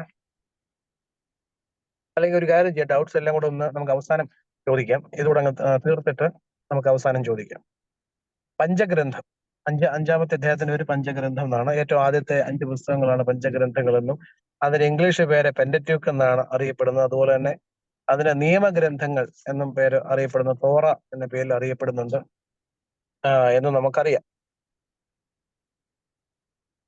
പിന്നെ അതിന്റെ ടൈറ്റിൽ, ഓരോ പുസ്തകങ്ങളെ ടൈറ്റിൽ കൊടുത്തിരിക്കുന്നത് എബ്രായ ഭാഷയിൽ ഓരോ പുസ്തകങ്ങളും ആരംഭിക്കുന്ന വാക്ക് ബറേഷ്യത്ത് എന്ന് പറഞ്ഞുകൊണ്ടാണ് ഉൽപ്പത്തി പുസ്തകം ആരംഭിക്കുന്നത്. അതുകൊണ്ട് അതിന് ബറേഷ്യത്ത് എന്ന പേരിലാണ് എബ്രായ ഭാഷ. അതുപോലെ ഓരോ പുസ്തകങ്ങളും ആരംഭിക്കുന്ന വാക്കുകളിലാണ് അറിയപ്പെടുന്നത്. പക്ഷെ എന്നാൽ പിന്നീട് മറ്റ് ഭാഷാന്തരങ്ങൾ വന്നപ്പോൾ, ഇംഗ്ലീഷ് അതുപോലെ തന്നെ മലയാളം പോലെയുള്ള പിന്നീട് ഉണ്ടായ ഭാഷാന്തരങ്ങളിലൊക്കെ അതിന്റെ ഉള്ളടക്കമാണ് ഓരോ പുസ്തകങ്ങളുടെ ടൈറ്റിലായിട്ട് വന്നിരിക്കുന്നതെന്ന് നമുക്ക് കാണാം. Genesis, exodus, Leviticus, numbers, Deuteronomy എന്നൊക്കെ പേര് കേൾക്കുമ്പോൾ തന്നെ അതിന്റെ എന്താണ് അതിന്റെ ഉള്ളടക്കം നമുക്ക് കുറച്ചും കൂടി മനസ്സിലാക്കാൻ പറ്റുന്നുണ്ട്. പെട്ടെന്ന് അടുത്ത ഭാഗത്തേക്ക് കടക്കുന്നു. മോശയും പഞ്ചഗ്രന്ഥവും. പഞ്ചഗ്രന്ഥങ്ങളുടെ ഗ്രന്ഥകർത്താവ് മോശയാണ് എന്നാണ് നമ്മൾ വിശ്വസിച്ച് പോരുന്നത്. അതുപോലെ തന്നെ ദാവീദിന്റെ പേരിൽ സങ്കീർത്തനങ്ങളും ശലോമോന്റെ പേരിൽ സദൃശവാക്യങ്ങളും കാണപ്പെടുന്നുണ്ട് എങ്കിലും നമുക്കറിയാം ദാവീദ് മാത്രമല്ല സങ്കീർത്തനങ്ങൾ എഴുതിയതെന്നും ശലോമോൻ മാത്രമല്ല സദൃശവാക്യങ്ങൾ എഴുതിയതെന്നും നമുക്കൊക്കെ അറിയാം.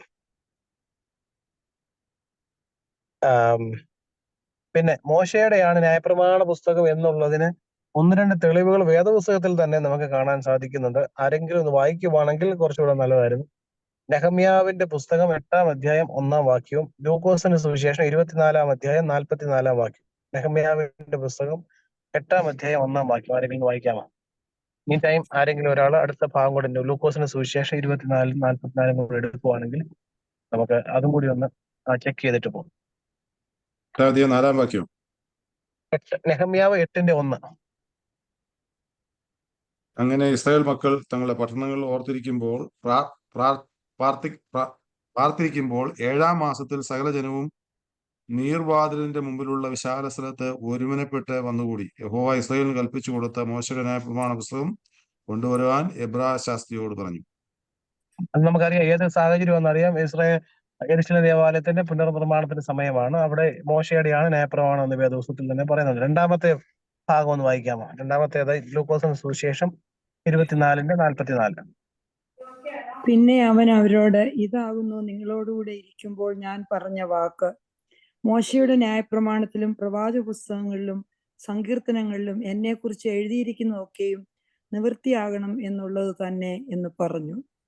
ഓക്കെ, അത് നമുക്ക് മനസ്സിലാകുന്നത് വേദപുസ്തകത്തിൽ തന്നെ മോശയാണ് ന്യായപ്രമാണം എഴുതിയത് എന്ന് പറയുന്നുണ്ട്. അതുപോലെ തന്നെ നമ്മളുടെ യോഹന്നാന്റെ സുവിശേഷം തുടങ്ങുന്ന സമയത്തും 2 സ്ഥലത്ത് പറയുന്നുണ്ട് മോശയും പ്രവാചകന്മാരും ആരെക്കുറിച്ച് പറഞ്ഞിരിക്കുന്നു, അവനെ ഞങ്ങൾ കണ്ടെത്തിയിരിക്കുന്നു എന്ന് 2 പേര് പറയുന്നതായിട്ട് നമുക്കറിയാം. അത് ഞാൻ വിശദീകരിക്കുന്നില്ല. അതുപോലെ തന്നെ മോശയോട് ദൈവം കൽപ്പിച്ചതിന് ശേഷം അത് ദൈവപ്രേരിതമായിട്ട് എഴുതിയ പുസ്തകങ്ങളാണ് പഞ്ചഗ്രന്ഥങ്ങൾ എന്നുള്ളതിനും തെളിവുണ്ട്. അതിപ്പോ വായിക്കേണ്ട, നിങ്ങൾ പിന്നീട് ചെക്ക് ചെയ്ത് നോക്കിയാൽ മതി. അതിന്റെ കാരണവും പിന്നീട് താഴെ അവതരിപ്പിച്ചിട്ടുണ്ട്. അതായത് മോശ സാധാരണ ഒരു സ്ത്രീയുടെ മകനായിട്ട് ജനിച്ചുവെങ്കിലും വളർന്നത് രാജകുമാരനായിട്ടാണ് വളർന്നത്. അവിടെ എല്ലാ രീതിയിലുള്ള വിദ്യാഭ്യാസത്തിനുള്ള ശാസ്ത്ര അഭ്യസനത്തിനുള്ള ക്രമീകരണങ്ങൾ ഉണ്ടായിരുന്നത് കൊണ്ട് മോശ വളരെ ഒരു എഡ്യൂക്കേറ്റഡ് ആയിട്ടുള്ള ഒരു മനുഷ്യനായിരുന്നു എന്ന് നമുക്ക് മനസ്സിലാക്കാം. പക്ഷെ എന്നാലും അടുത്ത ഭാഗത്തേക്ക് കിടക്കുകയാണ്. മോശയുടെ ഗ്രന്ഥകർത്തൃത്വം ചോദ്യം ചെയ്യപ്പെടുന്നു. എന്നാലും ചില സ്ഥലത്തു നിന്നും ഇതിന് എതിരായിട്ടുള്ള ചോദ്യം ചെയ്യലുകൾ വരാറുണ്ട്. മോശയാണ് ഇത് എഴുതിയതെന്നുള്ളതിന്റെ ഒതന്റിക് ആയിട്ടുള്ള തെളിവുകൾ ഇല്ലാത്തത് കൊണ്ടും അതുപോലെ തന്നെ മോശയുടെ കാലഘട്ടത്തിന് മുമ്പ് നടന്ന സംഭവങ്ങൾ ഇതിനകത്ത് ഉള്ളത് കൊണ്ടും മോശയുടെ കാലഘട്ടത്തിന് ശേഷം നടന്ന സംഭവങ്ങൾ ഉള്ളത് കൊണ്ടും ഇത് മോശ തന്നെയാണ് എഴുതിയത്, അല്ലെങ്കിൽ മോശയുടെ മരണം ഉൾപ്പെടെയുള്ള കാര്യങ്ങളും അതുപോലെ മോശയെ തന്നെ പ്രകീർത്തിച്ചുകൊണ്ടുള്ള സംഭവങ്ങളൊക്കെ ഉള്ളത് കൊണ്ട് ഇത് മോശ തന്നെയാണോ എഴുതിയത് എന്നുള്ളതില് ചില സംശയങ്ങളും നമുക്ക് കാണാം.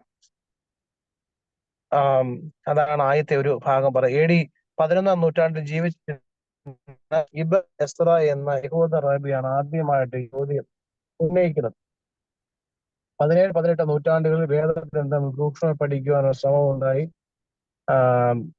ജീൻ ആസ്ട്രൂസ്, റിച്ചാർഡ് ഷിമോൻ എന്നിവർ മോശയുടെ പഞ്ചഗ്രന്ഥ രചനാകർത്തൃത്വം കാര്യമായി എടുത്തു. തുടർന്നുള്ള നൂറ്റാണ്ടുകളിലും പഞ്ചഗ്രന്ഥ രൂപീകരണം സംബന്ധിച്ച് വളരെ പഠനങ്ങൾ ഉണ്ടായി. മോശയാണ് പഞ്ചഗ്രന്ഥം എഴുതിയെന്നുള്ളതിനുള്ള ചില ആന്തരിക തെളിവുകളെ കുറിച്ചും കൂടി അവതരിപ്പിക്കാൻ. മോശയുടെ മരണത്തെക്കുറിച്ചുള്ള വിവരണം നമുക്കറിയാം. മോശയുടെ മരണം ഇന്ന സ്ഥലത്ത് കനാൻ ദേശത്തേക്ക് പോകുന്ന വഴിക്ക് അവിടെ എത്താൻ സാധിച്ചില്ല എന്നും ഒക്കെയുള്ള ഭാഗങ്ങൾ ആവർത്തന പുസ്തകം 34-ാം അധ്യായം 10-ാം വാക്യത്തിൽ മോശ മരിക്കുമ്പോഴും കണ്ണു മങ്ങാതെ ഇരുന്നു എന്നുള്ള ഭാഗമൊക്കെ നമുക്കറിയാം. അതുപോലെ തന്നെ മുമ്പ് പറഞ്ഞത് മോശയെ പ്രകീർത്തിച്ചുകൊണ്ടുള്ള പരാമർശങ്ങൾ സംഖ്യാപുസ്തകത്തിൽ നിന്നും മോശയുടെ കാലത്തിന് ശേഷം മാത്രം നടന്ന കനാന്യരുടെ അധിവാസത്തെക്കുറിച്ച് അബ്രഹാമിനോട് ചേർത്തുള്ള പരാമർശങ്ങൾ ഉൽപ്പത്തി പുസ്തകം 12-ാം അധ്യായം അവിടെയാണ് അബ്രഹാമിനെ കുറിച്ച് ആദ്യമായിട്ട് കാണുന്നത് നമുക്കറിയാം. അതുപോലെ തന്നെ സൃഷ്ടി വിവരണത്തിലെ ആവർത്തനം, വൈരുദ്ധ്യം എന്നിവ നിങ്ങൾക്ക് അറിയാമായിരിക്കും. സൃഷ്ടി വിവരണത്തിൽ വൈരുദ്ധ്യം ഉണ്ടെന്നുള്ള കാര്യം ആരെങ്കിലും ശ്രദ്ധിച്ചിട്ടുണ്ടോ എന്ന് എനിക്ക് അറിഞ്ഞുകൂടാ. ആർക്കെങ്കിലും അറിയാമോ? ദൈവം തമ്പുരാൻ സൃഷ്ടി നടക്കുന്ന സമയത്ത് സൃഷ്ടി നടത്തിയത്, മനുഷ്യനെ സൃഷ്ടിക്കുന്നത് എല്ലാ സൃഷ്ടികളും കഴിഞ്ഞതിന് ശേഷമാണോ അതോ മനുഷ്യനെ സൃഷ്ടിച്ചതിന് ശേഷമാണോ ബാക്കി സൃഷ്ടികൾ നടത്തിയത്? നിങ്ങളുടെ അഭിപ്രായം എന്താണ്? ആരെങ്കിലും ഒരാൾ ഉത്തരം പറയാമോ? മനുഷ്യനെ അല്ല, എല്ലാ സൃഷ്ടിയും കഴിഞ്ഞ ശേഷം മനുഷ്യനെ സൃഷ്ടിച്ചെന്നാണ് നമ്മൾ ആദ്യം മനസ്സിലാക്കുന്നത്. പിന്നെ എന്നാണ് നമ്മൾ മനസ്സിലാക്കുന്നത്. പക്ഷെ അതിനകത്ത് ഒരു വൈരുദ്ധ്യം ഉള്ളതായിട്ട് കാണുന്നത് 2-ാം അധ്യായം 4 മുതലുള്ള വാക്യങ്ങളിലാണ്. അവിടെ പറയുന്നത്, നിങ്ങൾ പിന്നീട് വായിച്ചാൽ മതി, ഞാൻ അതിന്റെ ഒന്ന് ഉള്ളടക്കം പറയും. 2-ാം അധ്യായം 4 മുതലുള്ള വാക്യത്തിൽ പറയുന്നത്, മനുഷ്യനെ ആദ്യം സൃഷ്ടിച്ചതിന് ശേഷം മനുഷ്യനെ ജീവിക്കാൻ വേണ്ടി തോട്ടം ഉണ്ടാക്കി അതിനുശേഷം മറ്റു ജീവജാലങ്ങൾ സൃഷ്ടിച്ചു എന്നാണ് ആ ഭാഗത്ത് പറയുന്നത്. അങ്ങനെ രണ്ട് സൃഷ്ടി വിവരണവും ആ രണ്ട് സൃഷ്ടി വിവരണവും തമ്മിൽ വൈരുദ്ധ്യം ഉള്ളത് കൊണ്ടും ഇത് രണ്ടും മോശ തന്നെ എഴുതിയതാണോ എന്നും വേറൊരാളുടെ ഭാഗം കൂടി അതിനകത്ത് കൂട്ടിച്ചേർത്തതാണോ എന്നും ഉള്ള ചില സംശയങ്ങൾ നിൽക്കുന്നുണ്ട്. അതുപോലെ വ്യത്യസ്ത ഭാഷാ ശൈലികൾ എന്ന് പറയുമ്പോൾ അവതരിപ്പിക്കുന്നതിനകത്തിലെ വ്യത്യസ്തതകൾ നമുക്ക് അറിയാം. കാരണം ഓരോ പുസ്തകങ്ങളും ഓരോ രീതിയിലാണ് നമ്മള് വേദപുസ്തകത്തിൽ വായിക്കുന്നത്. നമ്മൾ ആദ്യം അവതരിപ്പിച്ചു, അതായത് കെത്തുബീം എന്നും നബീം എന്നും ഒക്കെയുള്ള ഭാഗങ്ങളുണ്ടല്ലോ. ചില ഭാഗങ്ങൾ പ്രവചനമാണ്, ചില പുസ്തകങ്ങൾ കഥകളാണ്, ചില പുസ്തകങ്ങൾ പദ്യങ്ങളാണ്. പക്ഷെ എന്നാൽ മോശയുടെ പുസ്തകത്തിൽ ഇതെല്ലാം ഉണ്ട്. പ്രവചനമുണ്ട്, പാട്ടുകളുണ്ട്, അതുപോലെ തന്നെ കഥയുമുണ്ട്, എല്ലാ ഭാഗങ്ങളും കൂടി. അതുപോലെ നിയമസംഹിതയുണ്ട്. ചില പുസ്തകങ്ങൾ കംപ്ലീറ്റ്ലി റൂൾസ് ആണ്, മൊത്തം ഇസ്രായേലിയർ അല്ലെങ്കിൽ പുരോഹിതന്മാർ എന്തൊക്കെ ചെയ്യണം എന്നുള്ള റൂൾസ്. അങ്ങനെ പലതരത്തിലുള്ള വൈരുദ്ധ്യങ്ങൾ കാണുന്നത് കൊണ്ട് തന്നെ ഇത് ഒരാൾ തന്നെ എഴുതിയതാണോ എന്നുള്ള സംശയങ്ങൾ അവിടെ നിലനിൽക്കുന്നുണ്ട്. അതുപോലെ തന്നെ സമാന്തര വിവരണങ്ങൾ, ഒരേ സംഭവങ്ങളുടെ ആവർത്തനം, സമാന്തര വിവരണം, പാരലൽ എപ്പിസോഡ്സ്, ഒരേ സംഭവം തന്നെ പല സ്ഥലത്ത് അവതരിപ്പിച്ചിരിക്കുന്നതാണ്. ഉദാഹരണം പറയുകയാണെങ്കിൽ ഏറ്റവും ഇമ്പോർട്ടൻ്റ് ഉദാഹരണം 10 കൽപ്പനകളാണ്. ഈ 10 കൽപ്പനകൾ തന്നെ 2 ഭാഗത്ത് കാണുന്നുണ്ട്. നിങ്ങൾക്ക് അറിയാമായിരിക്കും. ഏതൊക്കെ പുസ്തകങ്ങളാണെന്ന് അറിയാമോ? പുറപ്പാട് പുസ്തകത്തിലും ആവർത്തന പുസ്തകത്തിലും കാണുന്നുണ്ട്. അതുപോലെ ആരോ ഉത്തരം പറഞ്ഞായിരുന്നല്ലോ. രണ്ടുപേര് പറയാൻ നോക്കി തോന്നുന്നു. അതെ, നിങ്ങൾ പറഞ്ഞത് ശരിയാണ്. പുറപ്പാടിലും ആവർത്തനത്തിലും അങ്ങനെ പഞ്ചഗ്രന്ഥങ്ങൾ തന്നെ കാണുന്നുണ്ട്. അതുപോലെ തന്നെ ചില ഉദാഹരണങ്ങൾ താഴെ കൊടുത്തിട്ടുണ്ട്. അബ്രഹാമുമായിട്ട് ബന്ധപ്പെട്ട കാര്യങ്ങൾ 12-ന്റെ 10 മുതൽ 20 ഉള്ളവരുള്ള ഭാഗവും തുടർന്നുള്ള ഭാഗങ്ങളൊക്കെ കാണുമ്പോൾ അവിടെ ആവർത്തനം നടക്കുന്നതായിട്ട് നമുക്കറിയാം. പഞ്ചഗ്രന്ഥത്തിലെ രേഖകൾ, ഇത് വളരെ ഇമ്പോർട്ടന്റ് ആണ്. ഈ നമ്മുടെ 1-ാമത്തെ അധ്യായത്തിൽ ഏറ്റവും ഇമ്പോർട്ടന്റ് ആയിട്ടുള്ള ഒരു ഭാഗമാണ് ഇത്. അതിനകത്തില് ഒന്ന് നിങ്ങൾ മനസ്സിൽ ആക്കി വെച്ചേക്കും, JEDP, ഈ 4 അക്ഷരങ്ങൾ അത്യാവശ്യമായിട്ടും മനസ്സിലാക്കിയിരിക്കേണ്ടതാണ്. അതായത് JEDP എന്ന് പറഞ്ഞതിനെ കുറിച്ച് വിശദീകരിച്ച് പറയാം.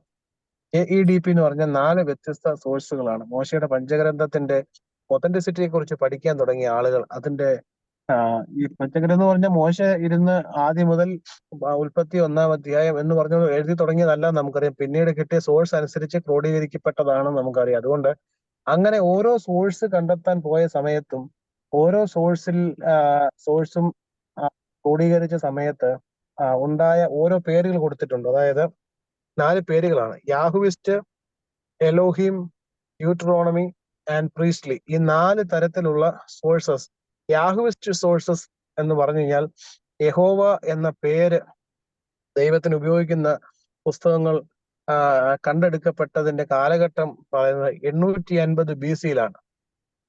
അതുപോലെ തന്നെ എലോഹീം എന്ന നാമം, ദൈവം എന്ന നാമം, യഹോവ എന്ന നാമം ഉപയോഗിക്കുന്നതും ദൈവം എന്ന നാമം ഉപയോഗിക്കുന്നതും രണ്ട് സ്ഥലങ്ങൾ, വ്യത്യസ്ത സ്ഥലങ്ങളിലാണ്. അത് 750 BC-യിലാണ് അതിന്റെ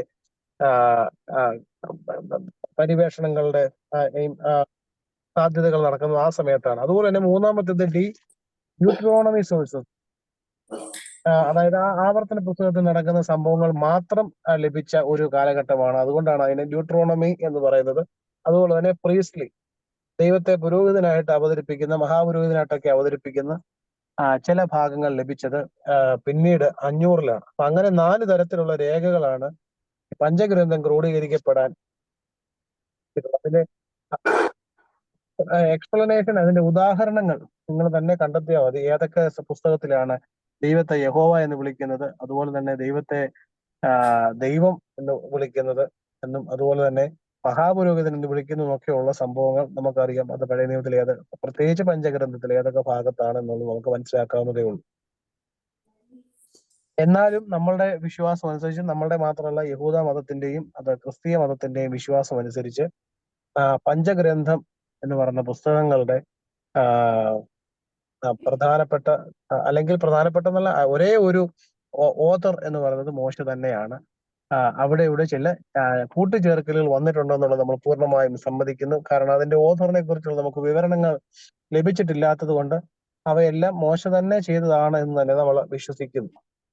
അതുപോലെ തന്നെ അതില് ദൈവത്തിന്റെ കൽപ്പനയും ദൈവം പരിശുദ്ധാത്മ പ്രേരിതമായി മോശ എഴുതിയതാണ് എന്നുള്ള കാര്യങ്ങളും നമുക്കറിയാം. അതുപോലെ തന്നെ ചില വാമൊഴി വഴക്കങ്ങൾ, അതുപോലെ തന്നെ പിൽക്കാല അനുഭവങ്ങൾ എന്നിവയൊക്കെ മോശയോട് ബന്ധപ്പെട്ട കാര്യങ്ങളൊക്കെ പഞ്ചഗ്രന്ഥത്തിന്റെ ഭാഗമാക്കി ചേർക്കപ്പെട്ടതായിട്ടും നമുക്ക് മനസ്സിലാക്കാം. പക്ഷേ നമുക്ക് ലഭിച്ചിട്ടുള്ള തെളിവുകളും അതുപോലെ തന്നെ പുസ്തകത്തിന്റെ ക്രമീകരണവും ഒക്കെ നോക്കുമ്പോൾ മോശ തന്നെയാണ് പഞ്ചഗ്രന്ഥം എന്ന 5 പുസ്തകങ്ങൾ എഴുതിയത് എന്ന് നമുക്ക് പൂർണ്ണമായിട്ടും മനസ്സിലാക്കാൻ സാധിക്കും. നമ്മൾ ഇന്നത്തെ ക്ലാസ്സിന്റെ അവസാന ഭാഗത്തേക്ക് കടക്കുകയാണ്. പഞ്ചഗ്രന്ഥ രൂപീകരണം. നമ്മൾ ഇതിനകത്തിലും വളരെ ഇമ്പോർട്ടന്റ് ആയിട്ടുള്ള ഒരു വേദഭാഗമുണ്ട്. അതാരെങ്കിലും ഒന്ന് വായിക്കുമെന്ന് അവിടെ മുതൽ നമുക്ക് ആരംഭിക്കാം. ആവർത്തന പുസ്തകം 26-ാം അധ്യായം 5 മുതലുള്ള വാക്യങ്ങൾ. ആവർത്തനം 26-ന്റെ 5 മുതൽ ഉള്ള വാക്യങ്ങൾ ഒന്ന് വായിക്കാം. പിന്നെ നിന്റെ ദൈവമായ യഹോവയുടെ സന്നിധിയിൽ നീ പ്രസ്താവിക്കേണ്ടതെന്നാൽ, എന്റെ പിതാവ് ദേശാന്തരീയതയോട് ആരാമ്യനായിരുന്നു. ചുരുക്കം പേരോടുകൂടി അവർ മിസ്രൈമിലേക്ക് ഇറങ്ങിച്ചെന്നു പരദേശിയായി പാർത്തു. അവിടെ വലിപ്പവും ബലവും പെരുപ്പവുമുള്ള ജനമായി തീർന്നു. എന്നാൽ മിസ്രൈമ്യർ ഞങ്ങളോട് തിന്മ ചെയ്ത് ഞങ്ങളെ പീഡിപ്പിച്ചു, ഞങ്ങളെ കൊണ്ട് കഠിനവേല ചെയ്യിച്ചു. അപ്പോൾ ഞങ്ങൾ ഞങ്ങളുടെ പിതാക്കന്മാരുടെ ദൈവം യഹോവയോട് നിലവിളിച്ചു. യഹോവ ഞങ്ങളുടെ നിലവിളി കേട്ടു. ഞങ്ങളുടെ കഷ്ടതയും പ്രയാസവും ഞെരുക്കവും കണ്ടു. യഹോവ ബലമുള്ള കൈയാലും നീട്ടിഭയത്താലും മഹാഭയങ്കര പ്രവൃത്തിയോടും അടയാളങ്ങളോടും അത്ഭുതങ്ങളോടെ ഞങ്ങളെ മിസ്രൈമിൽ നിന്ന് പുറപ്പെടുവിച്ചു. ഞങ്ങളെ ഈ സ്ഥലത്തേക്ക് കൂട്ടിക്കൊണ്ടുവന്നു. പാലും തേനും ഒരുക്കുന്ന ഈ ദേശം ഞങ്ങൾക്ക് തന്നുമിരിക്കുന്നു. ഇതാ യഹോവ നീ എനിക്ക് തന്നിട്ടുള്ള മതിയോ? അത്രയും മതി. ഇത് ഞാൻ പറയാൻ വന്നത് നിങ്ങൾ വായിച്ചത് മനസ്സിലായി കാണുമായിരിക്കും. ഈ 5 പുസ്തകത്തിൽ പറയുന്ന സംഭവങ്ങളുടെ ഒരു നക്ഷലാണ് ഈ പറയുന്ന ഈ 4-5 വാക്യങ്ങൾ. അതിന് യഹൂദന്മാരുടെ വിശ്വാസ പ്രമാണം എന്നാണ് അതിനെ അറിയപ്പെടുന്നത്. നമ്മൾ തൊട്ടടുത്ത ഈ ആമുഖം എന്നുള്ള കുറച്ചൊന്ന് താഴോട്ട് സ്ക്രോൾ ചെയ്യുവാണെങ്കിൽ നമുക്ക് കാണാം. അത് യഹൂദന്മാരുടെ വിശ്വാസ പ്രമാണം എന്ന് അറിയപ്പെടുന്നത്. അതായത് ഇതിന്റെ ഏറ്റവും പ്രധാനപ്പെട്ട ആധികാരികമായ ഒരു രേഖ എന്ന് പറയുന്നത് ഇതാണ്. പഞ്ചഗ്രന്ഥത്തിന്റെ ക്രോഡീകരണത്തിന്റെ ഒരു അടിസ്ഥാനം എന്ന് പറയുന്നത് യഹൂദന്മാരുടെ ഈ വിശ്വാസ പ്രമാണം. ഈ വിശ്വാസ പ്രമാണത്തിൽ അവതരിപ്പിച്ചിരിക്കുന്ന കാര്യങ്ങൾ, എന്റെ പിതാവ് ദേശാന്തരിയായ ഒരു അരാമ്യനായിരുന്നു. My father was a wandering Aramean എന്ന് പറഞ്ഞാൽ അതിന്റെ അർത്ഥം ദേശാന്തരിയായി പാർത്തിരുന്ന ആളുകളെ കുറിച്ച്, ഒരു സ്ഥലത്ത് പ്രത്യേകമായിട്ട് സ്ഥിരമായി താമസിക്കുന്ന ഒരു സ്വഭാവം നമ്മുടെ ആദിമ പിതാക്കന്മാർക്കില്ലായിരുന്നു. അവർ ഓരോ നാട് മാറി മാറി താമസിച്ചുകൊണ്ടിരുന്നെന്നൊക്കെ നമുക്ക് നേരത്തെ ക്ലാസ്സുകളിൽ ഞാൻ അവതരിപ്പിച്ചിട്ടുണ്ട്.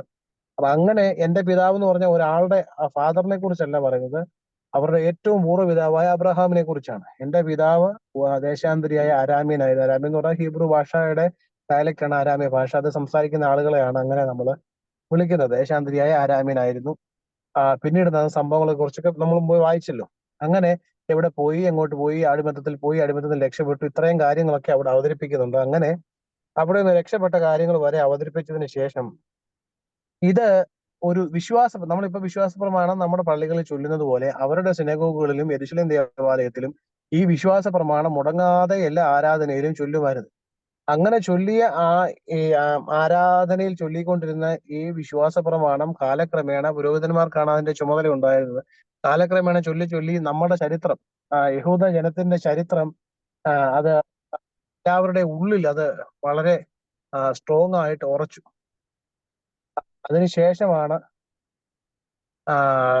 എന്താ പറയുന്നത്, അത് നമ്മുടെ ചരിത്രം എന്താണെന്നുള്ളത് ആൾക്കാർക്ക് അതിനെക്കുറിച്ച് കുറച്ചും കൂടെ കൂടുതലായിട്ട് മനസ്സിലാക്കാൻ സാധിച്ചു. അതിനുശേഷമാണ് രണ്ടാമത്തെ ഭാഗമാണ് നിയമസംഹിതകൾ. പഞ്ചഗ്രന്ഥ രൂപീകരണത്തിന് കാരണമായ മറ്റൊന്നാണ് നിയമസംഹിതകൾ. നിയമസംഹിതകൾ എന്ന് പറഞ്ഞാൽ തന്നെ 4 ടൈപ്പ് ഉണ്ട്.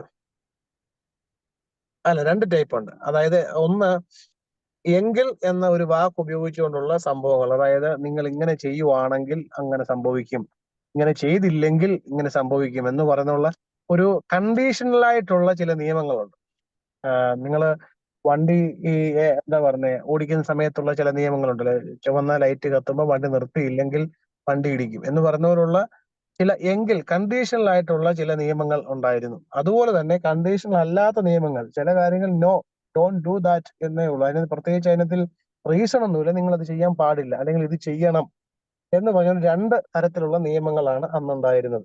അതിന്റെ ഉദാഹരണങ്ങൾ ഇവിടെ കൊടുത്തിട്ടുണ്ട്. പുറപ്പാട് 21 മുതൽ 18 വരെ, അതുപോലെ തന്നെ പുറപ്പാട് 20 മുതൽ 2 വരെ, 22 മുതലുള്ള വാക്യങ്ങളും വായിച്ചാൽ ഈ 2 വ്യത്യസ്ത തരത്തിലുള്ള നിയമസംഹിതകളും കാണാൻ സാധിക്കുന്നുണ്ട്. ഇതും നമ്മുടെ പഞ്ചഗ്രന്ഥങ്ങളുടെ രൂപീകരണത്തിന് കാരണമായിട്ട് മാറി. പിന്നീട് വരുന്ന പെസഹായെ കുറിച്ചുള്ള പ്രതിപാദനമാണ്. പെസഹ എന്ന് പറഞ്ഞാൽ നമുക്കറിയാം യഹൂദന്മാരുടെ പെരുന്നാളുകളിൽ ഏറ്റവും ഇമ്പോർട്ടന്റ് ആയിട്ടുള്ള പെരുന്നാളായിരുന്നു പെസഹ പെരുന്നാൾ. യേശു ക്രിസ്തു തന്നെ യോഹന്നാന്റെ സുവിശേഷം അനുസരിച്ച് നോക്കുമ്പോൾ 3 പ്രാവശ്യം യെരുശലേമിൽ പെസഹ പെരുന്നാൾ പങ്കെടുക്കാൻ പോയതായിട്ട് കാണുന്നുണ്ട്. നീസാൻ മാസം 1-ാം തീയതി മുതലാണ് പെസഹയുടെ ഒരുക്കങ്ങൾ. ഒരാഴ്ച നീളുന്ന പെസഹ പെരുന്നാൾ. അതിന്റെയൊക്കെ ഡീറ്റെയിൽസിനെ കുറിച്ചൊക്കെ നമുക്ക് കാണാം. യഹൂദന്മാരുടെ ജീവിതത്തിന്റെ ഭാഗമായ പെസഹ പെരുന്നാളിനെ കുറിച്ചുള്ള പ്രതിപാദനവും നമ്മളൊന്ന് ക്ലോസ് ആയിട്ട് വാച്ച് ചെയ്യുമ്പോൾ ഈ പഴയ നിയമത്തിന്റെ രൂപീകരണത്തെ കുറിച്ച്, പഞ്ചഗ്രന്ഥത്തിന്റെ രൂപീകരണത്തെ കുറിച്ച് കുറച്ചും കൂടി വ്യക്തമായിട്ട് മനസ്സിലാക്കാൻ പറ്റുന്നുണ്ട്. അതുപോലെ തന്നെ പഞ്ചഗ്രന്ഥത്തിലെ ചില പദ്യഭാഗങ്ങൾ ഞാൻ മുമ്പ് പറഞ്ഞു, പഞ്ചഗ്രന്ഥത്തിലെ എല്ലാ തരത്തിലുള്ള ലിറ്ററേച്ചറും അവർ ഉൾപ്പെടുത്തിയിട്ടുണ്ടെന്ന് പറഞ്ഞതിന്റെ കാരണം ഇതാണ്. ചില പദ്യഭാഗങ്ങൾ ഉണ്ട്. അതില് കുറച്ച് ഉദാഹരണങ്ങൾ കൊടുത്തിരിക്കുന്നത് ലാമേക്കിന്റെ പ്രതികാര ഗാനം. നിങ്ങൾ പിന്നീട് വായിച്ചാൽ മതി, നിങ്ങൾക്ക് അറിയാമായിരിക്കുമല്ലോ. പ്രത്യേകിച്ച് നമ്മൾ പുതിയ നിയമം നോക്കുവാണെങ്കിൽ മറിയാമിന്റെ പാട്ട്, സക്കറിയ പുരോഹിതന്റെ പാട്ട് തുടങ്ങിയുള്ള സംഭവങ്ങൾ പറയുന്നിടത്ത് പാട്ടായിട്ടാണ് അവതരിപ്പിച്ചത്. അതുപോലെയുള്ള ചില പാട്ടുകൾ ഇവിടെയും കാണാം. അങ്ങനെയുള്ള ചില ഭാഗങ്ങൾ, കിണറിനെ കുറിച്ചുള്ള ഗാനം, ബാലാമിന്റെ പ്രവചനം, മോശയുടെ ഗാനവും അനുഗ്രഹവും, മിരിയാമിന്റെ പാട്ടുണ്ട് പിന്നീട്. അങ്ങനെയുള്ള ചില പാട്ടുകൾ, പദ്യഭാഗങ്ങൾ പഞ്ചഗ്രന്ഥത്തിൽ ഉൾപ്പെടുത്തിയിട്ടുണ്ട്. അടുത്തത് പഞ്ചഗ്രന്ഥത്തിന്റെ രൂപീകരണം എന്നുള്ള ഒരു ഭാഗം കൂടിയാണ് ഇന്നത്തെ അധ്യായത്തിൽ നമുക്ക് ബാക്കിയായിട്ടുള്ളത്. പഞ്ചഗ്രന്ഥത്തിന്റെ രൂപീകരണം.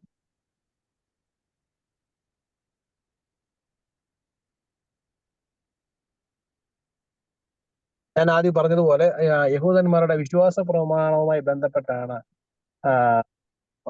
മോശയുടെ പഞ്ചഗ്രന്ഥങ്ങൾ രൂപീകരിക്കപ്പെട്ടത് എന്ന് നമുക്കറിയാം. അത് ഉണ്ടായ മോശയുടെ കാലഘട്ടത്തിൽ യഹൂദന്മാർ ഈജിപ്തിലുണ്ടായിരുന്ന അടിമത്തവും അതിനുശേഷം ഒരുമിച്ച് നിൽക്കണം എന്നുള്ളൊരു ബോധവും ഒക്കെ ഉണ്ടായത് മോശയുടെ കാലഘട്ടത്തിലാണെന്നും അവർ ഇസ്രായേൽ മക്കളാണെന്നും അത് ദൈവജനമാണെന്നൊക്കെ ഉള്ളൊരു ബോധം ഉണ്ടാകുന്നത് അതിനുശേഷം സ്വത്വബോധത്തിലേക്ക് വന്നവര് അതിനുശേഷം മരുഭൂ പ്രയാണത്തെക്കുറിച്ചും കനാൻ അധിവാസത്തിനാൾ ഒരുക്കിയെന്ന് ചേർത്ത ശേഷം സൃഷ്ടികഥയും കൂട്ടിച്ചേർത്താണ് അഭിപ്രായം ചിന്തകന്മാർ പങ്കിടുന്നുണ്ട്. ആവർത്തനത്തിൽ കാണുന്ന വിശ്വാസ പ്രമാണത്തെ അടിസ്ഥാനമാക്കിയ രക്ഷാചരിത്രം തയ്യാറാക്കിയതുമാകാം. അങ്ങനെയുള്ള ചില 2 തരത്തിലുള്ള മനസ്സിലാക്കലുകളും പഴയ പഞ്ചഗ്രന്ഥവുമായിട്ട് ബന്ധപ്പെട്ട് ഉണ്ട്. അതുപോലെ തന്നെ മോശയുടെ പുസ്തകത്തില് ഉൽപ്പത്തി പുസ്തകത്തിലെ 1 മുതൽ 11 വരെയുള്ള അധ്യായങ്ങളോട് ഗോത്രപിതാക്കന്മാരുടെ ചരിത്രം കൂട്ടിച്ചേർത്തു എന്നും നമുക്ക് മനസ്സിലാക്കാൻ സാധിക്കുന്നുണ്ട്. അതിന്റെ 1 മുതൽ 11 വരെയുള്ള അധ്യായം എന്ന് പറയുമ്പോൾ നമുക്കറിയാം 11ാമത്തെ അധ്യായം പ്രതിപാദിക്കുന്നത് ഈ ഭാഷ കലക്കി കളയുന്ന സംഭവമാണ്. ബാബേൽ ഗോപുരത്തിന്റെ ഇൻസിഡന്റ് ആണ്. അപ്പൊ അതുവരെയുള്ള സംഭവങ്ങൾ ചരിത്രാതീത കാലഘട്ടത്തിൽ നടന്നു എന്ന് വിശ്വസിക്കപ്പെടുന്ന കാര്യങ്ങളാണ്. പ്രത്യേകിച്ച് തെളിവുകളൊന്നും ഇല്ലാത്ത ചില സംഭവങ്ങളാണ് 1 മുതൽ 11 വരെയുള്ള, അതായത് ചരിത്രാതീത കാലഘട്ടത്തിൽ നടന്നിരിക്കാം അല്ലെങ്കിൽ വാമൊഴിയായിട്ട് നമുക്ക് ലഭിച്ച ചില സംഭവങ്ങളാണ്. അതുകൊണ്ടാണ് 1 മുതൽ 11 വരെ നടന്ന സംഭവങ്ങൾ എന്ന് പറഞ്ഞിരിക്കുന്നതിന് കാരണം അതാണ്. അതോടുകൂടി പിന്നീട് ചരിത്രവുമായി ബന്ധപ്പെട്ട കാര്യങ്ങൾ, അതിനുശേഷം ഗോത്രപിതാക്കന്മാർ എന്ന് പറഞ്ഞു കഴിഞ്ഞാൽ അബ്രഹാം, ഇസ്ഹാക്ക്, യാക്കോബ്, ഗോത്രപിതാക്കന്മാരുടെ ചരിത്രവും പിന്നീട് അതിനുശേഷം വന്ന മിസ്രൈം വാസം, പീഡനം, മോചനം, മരുപ്രയാണം, വാഗ്ദത്ത നാട്ടിലേക്കുള്ള യാത്ര, അതുപോലെയുള്ള പ്രധാനപ്പെട്ട നാഴികക്കല്ലുകളും ഓർത്തിണക്കിയാണ് പഞ്ചഗ്രന്ഥങ്ങൾ രൂപീകരിച്ചിരിക്കുന്നത്. അതുപോലെ തന്നെ ലേവ്യ പുസ്തകം പോലെയുള്ള പുസ്തകത്തിൽ പിന്നീട് കാണുന്നത് ന്യായപ്രമാണത്തെക്കുറിച്ചും പ്രധാന നിയമങ്ങളെക്കുറിച്ചും യാഗങ്ങളെക്കുറിച്ചും ഒക്കെയുള്ള ഭാഗം കൂടി, അതിന്റെ റൂൾസ്, റെഗുലേഷൻസ് ഒക്കെ പിന്നീട് നമ്മൾ ആ പുസ്തകത്തിൽ കാണുന്നുണ്ട്. ഇതും കൂടിയൊക്കെ അതിന്റെ കൂടി ഈ രക്ഷാകര ചരിത്രത്തിന്റെ കൂടി ആഡ് ചെയ്തതായിട്ട് നമുക്ക് മനസ്സിലാക്കാൻ സാധിക്കും. അതുപോലെ തന്നെ പഞ്ചഗ്രന്ഥം പൂർത്തീകരിക്കുന്നതിന് തൊട്ട് മുമ്പായിട്ട് മോശയുടെ മരണം കൂടി അവിടെ അവതരിപ്പിച്ചിട്ടുണ്ട്. പിന്നെ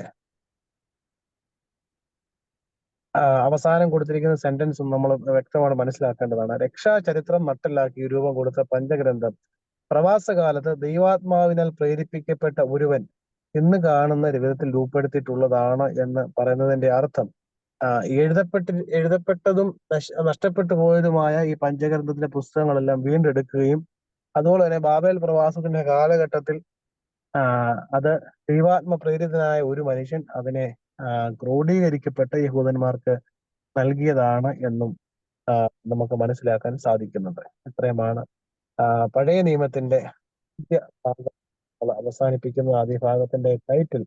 പഴയ നിയമം ആമുഖം, പഞ്ചഗ്രന്ഥം എന്നീ കാര്യങ്ങളായിരുന്നു. മോശയുടെ പഞ്ചഗ്രന്ഥങ്ങളെ കുറിച്ചും അതുപോലെ തന്നെ ഭൂമിശാസ്ത്രത്തെക്കുറിച്ചും അതുമായി ബന്ധപ്പെട്ട് ആമുഖ അടിസ്ഥാനപരമായ ചില വിവരങ്ങളാണ് നമ്മൾ ഇത്രയും നാളും ചർച്ച ചെയ്തത്.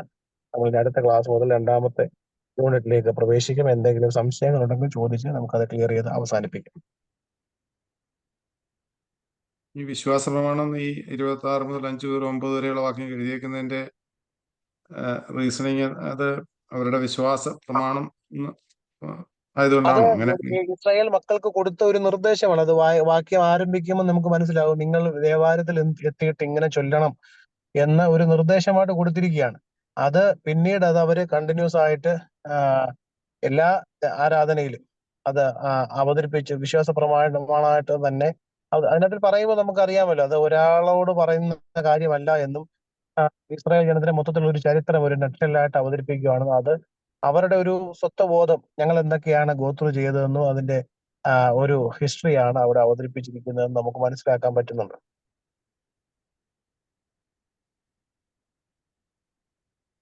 ഇത് ശരിക്ക് മോശ എഴുതിയ പുസ്തകം പല ഇത് യോജിപ്പിച്ച് അതിൻ്റെതായ രീതിയിൽ രൂപീകരിച്ചൊരു പുസ്തകമായിട്ട് പെന്ററ്റെക്ക് നൽകിയിരിക്കുകയാണ് എന്നുള്ളതായിരിക്കാം ഇതിന്റെ ശരിയായ, അല്ലെങ്കിൽ മോശയുടെ മരണം അതിനകത്ത് വരാൻ ചാൻസ് കുറവാണ്. അതെ അതെ അതെ, ചില ഭാഗങ്ങളൊക്കെ ചിലപ്പോൾ കൂട്ടിച്ചേർത്തതായിട്ട് നമുക്ക് മനസ്സിലാക്കാം. പക്ഷെ എന്നാലും അതിന്റെ ഓതർ ആരാണെന്ന് വ്യക്തമായിട്ടുള്ള ധാരണയില്ല. പക്ഷെ എന്നാലും ഈ നമുക്ക് എപ്പോ കിട്ടിയിട്ടുള്ള പഞ്ചഗ്രന്ഥങ്ങളിലെ 95% ഭാഗവും മോശ എഴുതിയപ്പെട്ടത് തന്നെയാണ് എന്നൊക്കെയുള്ളതിനുള്ള തെളിവുണ്ട്. പക്ഷെ ചില ഭാഗങ്ങൾക്ക് കുറച്ചും കൂടെ വ്യക്തത വരേണ്ടതുണ്ട്. അതുകൊണ്ട് പക്ഷെ ഇപ്പോഴും അത് ആട്രിബ്യൂട്ട് ചെയ്യപ്പെട്ടിരിക്കുന്നത് മോശയുടെ പേരിൽ തന്നെയാണ്. കാരണം നമുക്കറിയാമല്ലോ, അന്നത്തെ കാലഘട്ടത്തിൽ എന്നതിലൊരു വാക്ക് നിങ്ങൾ ശ്രദ്ധിച്ചു കാണുമായിരിക്കും, ഇപ്പോ ഈജിപ്തിൽ രാജാക്കന്മാരുടെ കൂടെ ജീവിച്ചത് കൊണ്ട് പ്രോപ്പർ എഡ്യൂക്കേഷൻ ലഭിച്ച ഒരു മനുഷ്യൻ എന്നുള്ള നിലയിലാണ് ദൈവം മോശയെ തന്നെ വിളിച്ചതും അതുപോലെ ഈ കാര്യങ്ങളൊക്കെ എഴുതി വെക്കാൻ മോശയോട് ദൈവം അരുളി ചെയ്തതും അതുകൊണ്ടൊക്കെ തന്നെയാണ്. അങ്ങനെ വേറൊരാളോട് അരുളി ചെയ്തതായിട്ടൊന്നും നമുക്ക് അറിയാത്തത് കൊണ്ടും വേറൊരാൾ എഴുതിയതായിട്ട് നമുക്ക് തെളിവില്ലാത്തത് കൊണ്ടും അത് മോശയായിട്ട് തന്നെ നമ്മൾ വിശ്വസിക്കുന്നു. ഈ പഴയ ചുരുൾ എന്ന് പറയുന്നത് 5 ചുരുളായിട്ടല്ലേ? 5 ചുരുൾ എത്ര നീളമുള്ളതായിട്ടുമല്ല എവിടെയെങ്കിലും കാണാൻ പറ്റുമോ? ചുരുളുകൾ ഇപ്പം അത് യഥാർത്ഥമായിട്ടുള്ള രൂപത്തിൽ കാണാൻ പറ്റും. അതിന് ഫ്രാഗ്മെന്റ്സ് ഒക്കെ കാണാൻ പറ്റുമായിരിക്കും. പല മ്യൂസിയങ്ങളിലൊക്കെ അതിന് ഫ്രാഗ്മെന്റ്സ് ഒക്കെ കാണാൻ പറ്റുമായിരിക്കും. നീളം എന്തുകൊണ്ടെന്നും അങ്ങനെയുള്ള അറിവൊന്നുമില്ല, അങ്ങനെയുള്ള കാര്യങ്ങൾ അത് ചെക്ക് ചെയ്താൽ നമുക്ക് കണ്ടുപിടിക്കാവുന്നതേ ഉള്ളൂ കേട്ടോ. അത് അറിവില്ലാത്തതല്ല, അറിവുണ്ട്. കാരണം അതിനകത്ത് അവൈലബിൾ ആയിട്ടുള്ളതെല്ലാം പല പല മ്യൂസിയങ്ങളിലെടുക്കും. മിക്കവാറും എല്ലാ കാര്യങ്ങളും ഈ കാത്തലിക് സഭയുടെ ഭാഗമായി മാറിക്കഴിഞ്ഞു. പല പല ക്രിസ്ത്യൻ ഡോക്യുമെന്റ്സ് എല്ലാം കാത്തലിക് സഭയുടെ ഭാഗമായിട്ട് മാറിക്കഴിഞ്ഞു. അവരുടെ പല ലൈബ്രറികളിലും അവരുടെ പല മ്യൂസിയങ്ങളിലും ഒക്കെ ഇവയൊക്കെ നമുക്ക് കണ്ടുപിടിക്കാൻ സാധിക്കും. ഞാനൊന്നും അതിനെക്കുറിച്ചൊന്ന് പഠനം നടത്തിയിട്ട് പറയാം. ഒതന്റിക്കായിട്ടൊന്നും എടുക്കണ്ട. നിങ്ങൾ മനസ്സിലാക്കിയിടത്തോളം എവിടെയൊക്കെയോ ഇതുപോലുള്ള മ്യൂസിയങ്ങളിൽ ഇതുപോലുള്ള സ്ക്രോളുകളുടെ ഫ്രാഗ്മെന്റ്സ് ഇപ്പോഴും കീപ്പ് ചെയ്യുന്നുണ്ട്.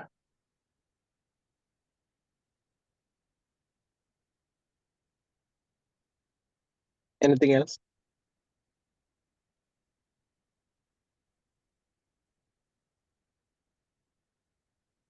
ഈ മെസപ്പൊട്ടോമിയ എന്ന് പറഞ്ഞ സ്ഥലം നമ്മൾ ബാബിലോൺ അല്ലെങ്കിൽ ഓൾഡ് ബാബിലോൺ, അത് ശരിക്ക് ഇറാനാണോ ഇറാഖാണോ? അത് ഇപ്പോഴത്തെ സിറ്റുവേഷനിൽ ഇറാനും പറയുന്നുണ്ട്, ടൈഗ്രീസ് നദിയുടെ ഇറാഖിനും ആ ഒരു ജോയിനിങ് സ്ഥലമുണ്ടല്ലോ നൈൽ നദിയുടെ. ഒരു മിനിറ്റ്, ഞാനൊന്ന് നോക്കി ഇപ്പോഴത്തെ മാപ്പ് ഒന്ന് നോക്കിയിട്ട് പറയാം.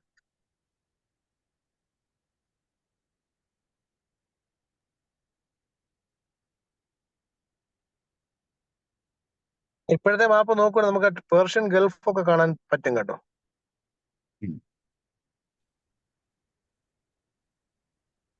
ആ സെയിം ബാബിലോൺ എന്ന് പറയുന്നത് ഇപ്പോഴത്തെ നെബുക്കദ്നേസറിന്റെ കാലഘട്ടത്തെ ബാബിലോൺ എന്ന് പറയുന്നത് അത് എനിക്ക് ഈ ഇറാഖിലാണെന്ന് തോന്നുന്നു, അല്ലേ?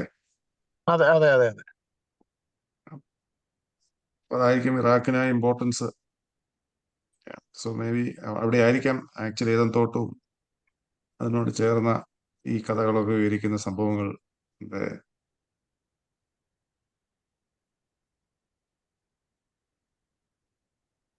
മെസോപ്പൊട്ടേമിയ ഇറാഖിൽ തന്നെയാണ്. നമ്മൾ ഗൂഗിളിൽ നോക്കുവാണെങ്കിൽ നമുക്ക് മനസ്സിലാക്കാൻ പറ്റും അത് ഇറാഖിൽ തന്നെയാണ്.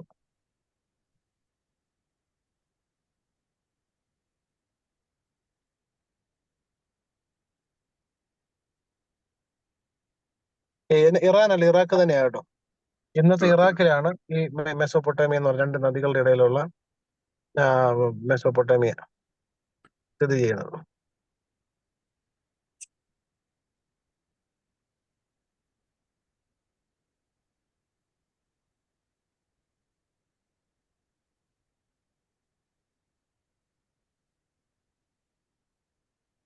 നമുക്കെന്നാ പ്രാർത്ഥിച്ച് അവസാനിപ്പിക്കാം. അടുത്ത ക്ലാസ് തുടങ്ങാൻ സമയമായെന്ന് തോന്നുന്നു.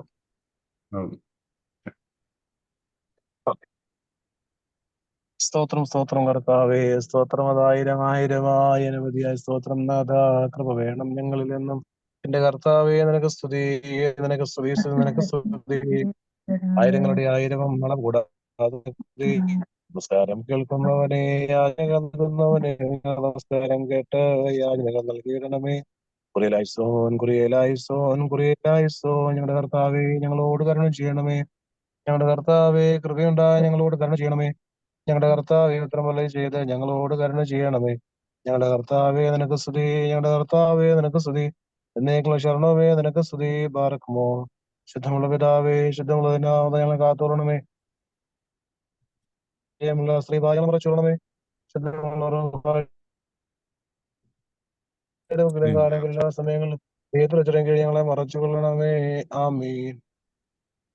മറക്കുമ്പോൾ പിതാവായ ദൈവത്തിന്റെ സ്നേഹവും ഏകജാതനായ പുത്രന്റെ കൃപയും പരിശുദ്ധ റൂഹായുടെ സമ്മർദ്ദവും സഹവാസവും നാം എല്ലാവരുടെ മേലും മുദ്രാസനത്തിന്റെ പേരും എല്ലാ ആധ്യാത്മിക സംഘടനകളുടെ മേലും പ്രത്യേക ദിവ്യബോധനത്തിന്റെ ശുശ്രൂഷകളുടെ മേലും ഇതിൽ പങ്കെടുക്കുന്ന നാം ഓരോരുത്തരുടെ മേലും നമ്മുടെ എല്ലാ കുടുംബങ്ങളുടെ മേലും ഇപ്പോഴും എപ്പോഴും നീക്കുണ്ടായിരിക്കുമാറാകട്ടെ.